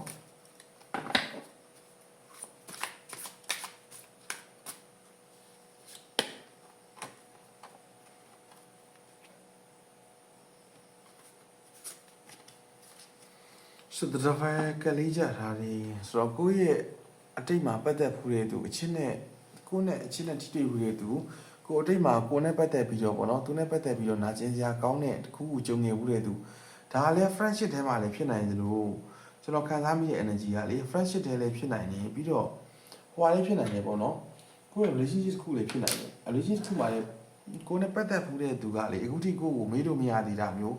အခုထိကိုယ့်ကိုနှောက်ယှက်နေသေးတာမျိုးခံစားမိတယ်သူကလေကိုယ့်ကိုလာပြီးတော့လေဟိုသိတယ်မလားဘယ်လိုခေါ်မလဲမုတ်ကလေးတွေကျွေးလိုက်အချိုလေးတွေတက်လိုက်ကိုယ့်ဘဝကိုပြန်ဝင်လာဖို့ကြိုးစားလိုက်ဆိုတော့အဲ့ဒီအရာမျိုးကိုဒါရှေ့ဆက်ပြီးတော့သွားနေမယ်ဆိုရင်တော့တဲ့ဖန်တီးတွေကလေအဆင်မပြေနိုင်ဘူးပေါ့နော်အဆင်မပြေနိုင်ဘူးသူ့ကိုပဲကိုကပြန်ပြီးပတ်သက်မယ်ဆိုရင်တော့ဓမ္မ3 ရော့ energy နဲ့အတူတူပဲကိုယ့်ရဲ့အောင်မြင်မှုကလည်းရောက်လာမှာမဟုတ်တော့ဘူးတဲ့ဆိုတော့ဓမ္မလေးစစ်တော့ fan နေကြပေါ့နော်ကိုကသူနဲ့ပတ်သက်ပြီးတော့အဲ့ဒီကိုကိုလာပြီးတော့ပေါ့နော်တခုခုနေနဲ့လာပြီးတော့မကွေးကြီးတာဖြစ်ဖြစ်လက်ဆောင်လေးဝယ်ပေးတာဖြစ်ဖြစ်အဲ့ဒီပုံမှာကိုကတာယာသွားလို့ရှိရင်တော့အဲ့ဒီတယောက်နဲ့ပတ်သက်ပြီးတော့ကိုဘွားကအချီနှောင်ခံရတာမျိုးအပိတ်လောင်ခံရတာမျိုးအဲ့ဒီတယောက်နဲ့ပဲကိုကပြန်ပတ်သက်သွားပြီးတာမျိုးတွေဖြစ်နိုင်တာပေါ့နော်အဲ့ဒါလေးတော့တွေ့ရတယ်ဆိုတော့အခုမှလက်ရှိ energy မှာတော့ကိုဘွားကိုအောင်မြင်မကြံသေးဘူး तू ကလာပြီးနှောက်ယှက်နေပြီနော်ဒီမှာ Queen of Fennekin ဒါပေမဲ့လည်း five တွေကလုံးဝဘူးပေါ့နော်အဲ့ဒီတယောက်နဲ့ပတ်သက်ပြီးတော့လုံးဝလွှတ်ချသွားနိုင်တာမျိုးကိုခံစားမိပါတယ်ဒါဖြစ်လို့လဲဆိုတော့ဒီမှာ Queen of Fennekin energy လေးကြာထားတယ်ပေါ့နော်တယောက်တည်း agent လေးပဲကိုဘွားရဲ့တိုးတက်ကြောင်းကိုဘွားရဲ့အစီအပြေပြေကြောင်းပေါ့နော်အဲ့ဒီပုံမှာပဲကိုကရှေ့ဆက်ပြီးတော့သွားမယ်ဆိုတဲ့ energy မျိုးလေးခံစားမိတယ်ဓမ္မလေးနိုင်တော့1ပေါ့နော်အရာအားလုံးမှာကိုကတင်းကြီးအေးကြီးလေးလုံးနိုင်တော့မယ်ကိုယ့်ရဲ့မျှော်မှန်းချက်တစ်ခုကိုယ့်ရဲ့ရည်မှန်းချက်တစ်ခုပုံမှာပဲကိုကသွားမှာပေါ့နော်ကိုယ့်ရဲ့မျှော်မှန်းချက်ရည်မှန်းချက်တစ်ခုပုံမှာသွားမယ်အဲ့ဒီကြောင့်လည်းပတ်သက်ပြီးတော့ကိုကမစင်းစားတော့ဘူးလာပတ်သက်လဲကိုကကင်းရှင်းလေးနေမယ်အေးစီးလေးနေမယ်ပေါ့နော်သူလာလို့ရှိရင်လည်းကို့မှာသူ့ကိုပြပြခါခါပြောနိုင်လောက်တဲ့စကားလုံးမျိုးတွေလည်းအစင်းသိပြစင်ထားတာမျိုးခံစားမိတယ်ဆိုတော့အဲ့ဒီတော့မလာနိုင်အောင်လဲကိုကစောင့်ကြည့်နေတယ်ပေါ့နော်လာမယ်ဆိုလဲကိုကပြပြသားလေးညှင်းဖို့လည်းစောင့်ကြည့်နေတာမျိုးလို့ခံစားမိတယ် Queen of Fennekin energy နဲ့ပြောရမယ်ဆိုရင်တယောက်တည်းအလီကာလာမှာဖြစ်တန်းတာကလည်းပို့ပြီးတော့အဆင်ပြေနေတာမျိုးတွေ့ရတယ်ပေါ့နော်ကိုလိုချင်တဲ့အချစ်တစ်ခုကတော့လိုချင်နေတာပဲပေါ့နော်ဒါပေမဲ့လည်း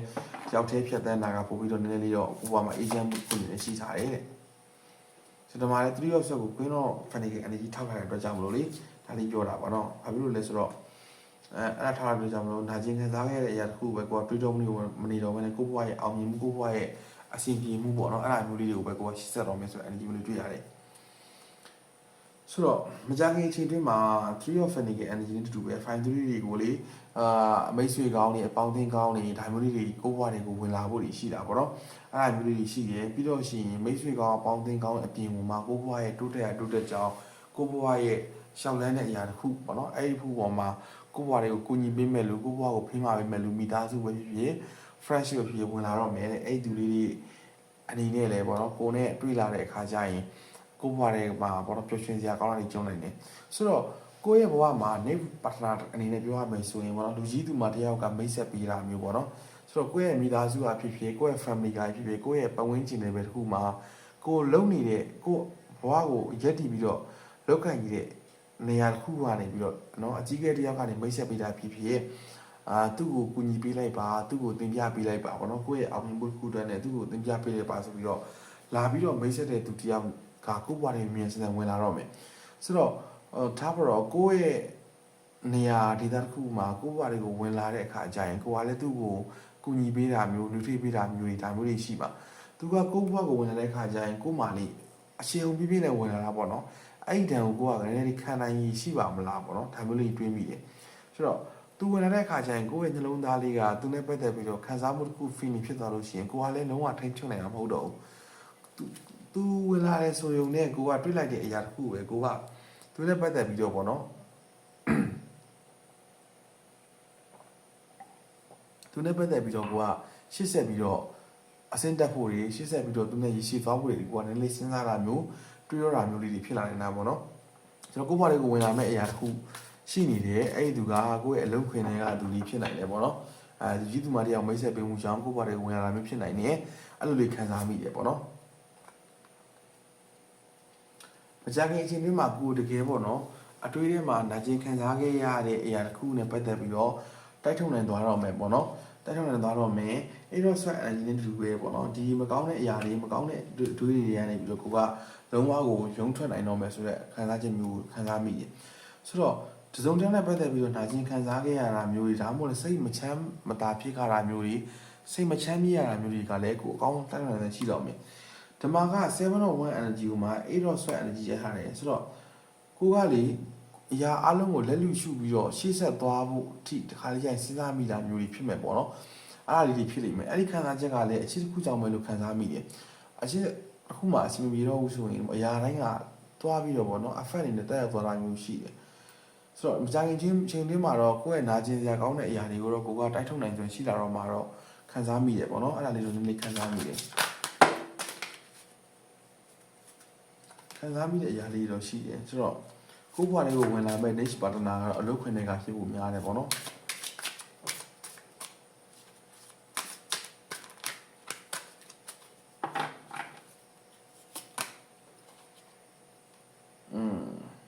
ဆို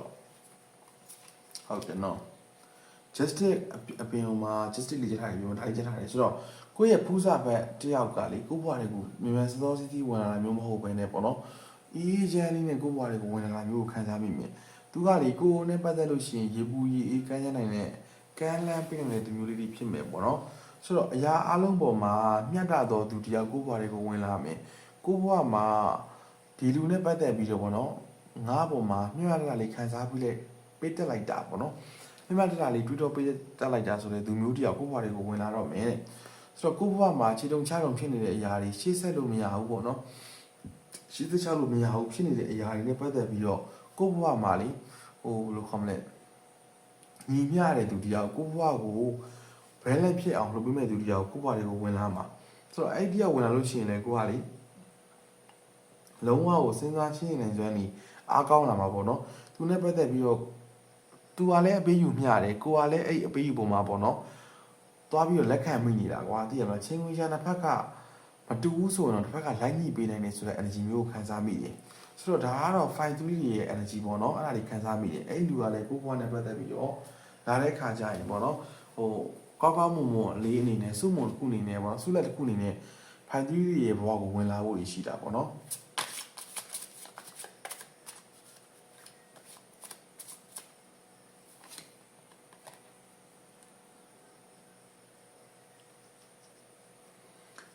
ပထမဆုံးတွေ့ကြုံလာမယ့် relationship ကအချင်းရှစ်ကပေါ့နော် primary အနေနဲ့ပြောရမယ်ဆိုရင်တော့တဲ့ relationship ကပေါ့နော်ကျွန်တော်ကိုယ့်ရဲ့ဘဝမှာ तू ကတကယ်ပေါ့နော်လက်တွေ့အနေနဲ့ဝင်လာတဲ့သူတယောက်လားပေါ့နော်ပထမဆုံးခံစားရမယ့် feeling အဲ့ဒါမျိုးလေးတွေရှိတယ်ဒါမှမဟုတ်လေဘုရားသခင်ကပေးတဲ့ဖူးစာပတ်များလားပေါ့နော်ဘုရားသခင်ကပဲငါတို့ကိုစောင့်ရှောက်ပေးတဲ့ဖူးစာပတ်များလားပေါ့နော်အဲ့ဒါမျိုးလေးပုံမှာသွားပြီးခံစားမိတယ်မျိုးတွေရှိမယ်ကိုယ့်ရဲ့နှလုံးသားနဲ့ပတ်သက်လို့ရှိရင်လည်းပေါ့နော် attention ခုယူနေတာမျိုးပေါ့နော်relationship တစ်ခုကသူကဘာလဲပေါ့နော်သူလာတဲ့ခါကျရင်ဘာဖြစ်မှာလဲကိုမှလေ action တွေအများကြီးယူမိတာမျိုးတွေဖြစ်နိုင်တယ်ပြီးတော့နှစ်ယောက်သားရဲ့ဆက်ဆံရေးရတယ်ပေါ့နော် closing ဖြစ်တယ်ပေါ့နော်ကျွန်တော်တို့ close to close ဖြစ်တယ်ဆိုတဲ့ energy မျိုးကိုခံစားရတယ်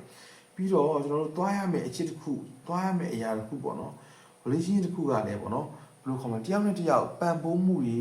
အားပေးမှုတွေကူညီမှုတွေတခါတည်းတွဲပါလာတာမျိုးပေါ့နော်သူနဲ့သွားလို့ရှိရင်ကိုယ့်ရဲ့ဘဝကဟိုဘယ်လိုခေါ်မလဲတော်တော်လေးကိုလိုက်ဖက်ညီတာမျိုးကိုတွေ့ရမှာပေါ့နော်အဲ့လိုမျိုးလေးခံစားမိရယ်ဆိုတော့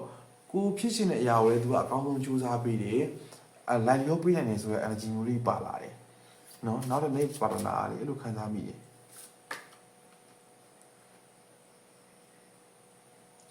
ဒါပေမဲ့နည်းနည်းလေးတော့သတိထားဖို့ရှိတယ်ရှိရဘာပြောရမလဲပေါ့နော်ဆိုတော့ကိုဘေးနားအလူတွေနည်းနည်းလေးတော့သတိထားပေးရမယ်ကိုချစ်တယ်လို့နဲ့ကို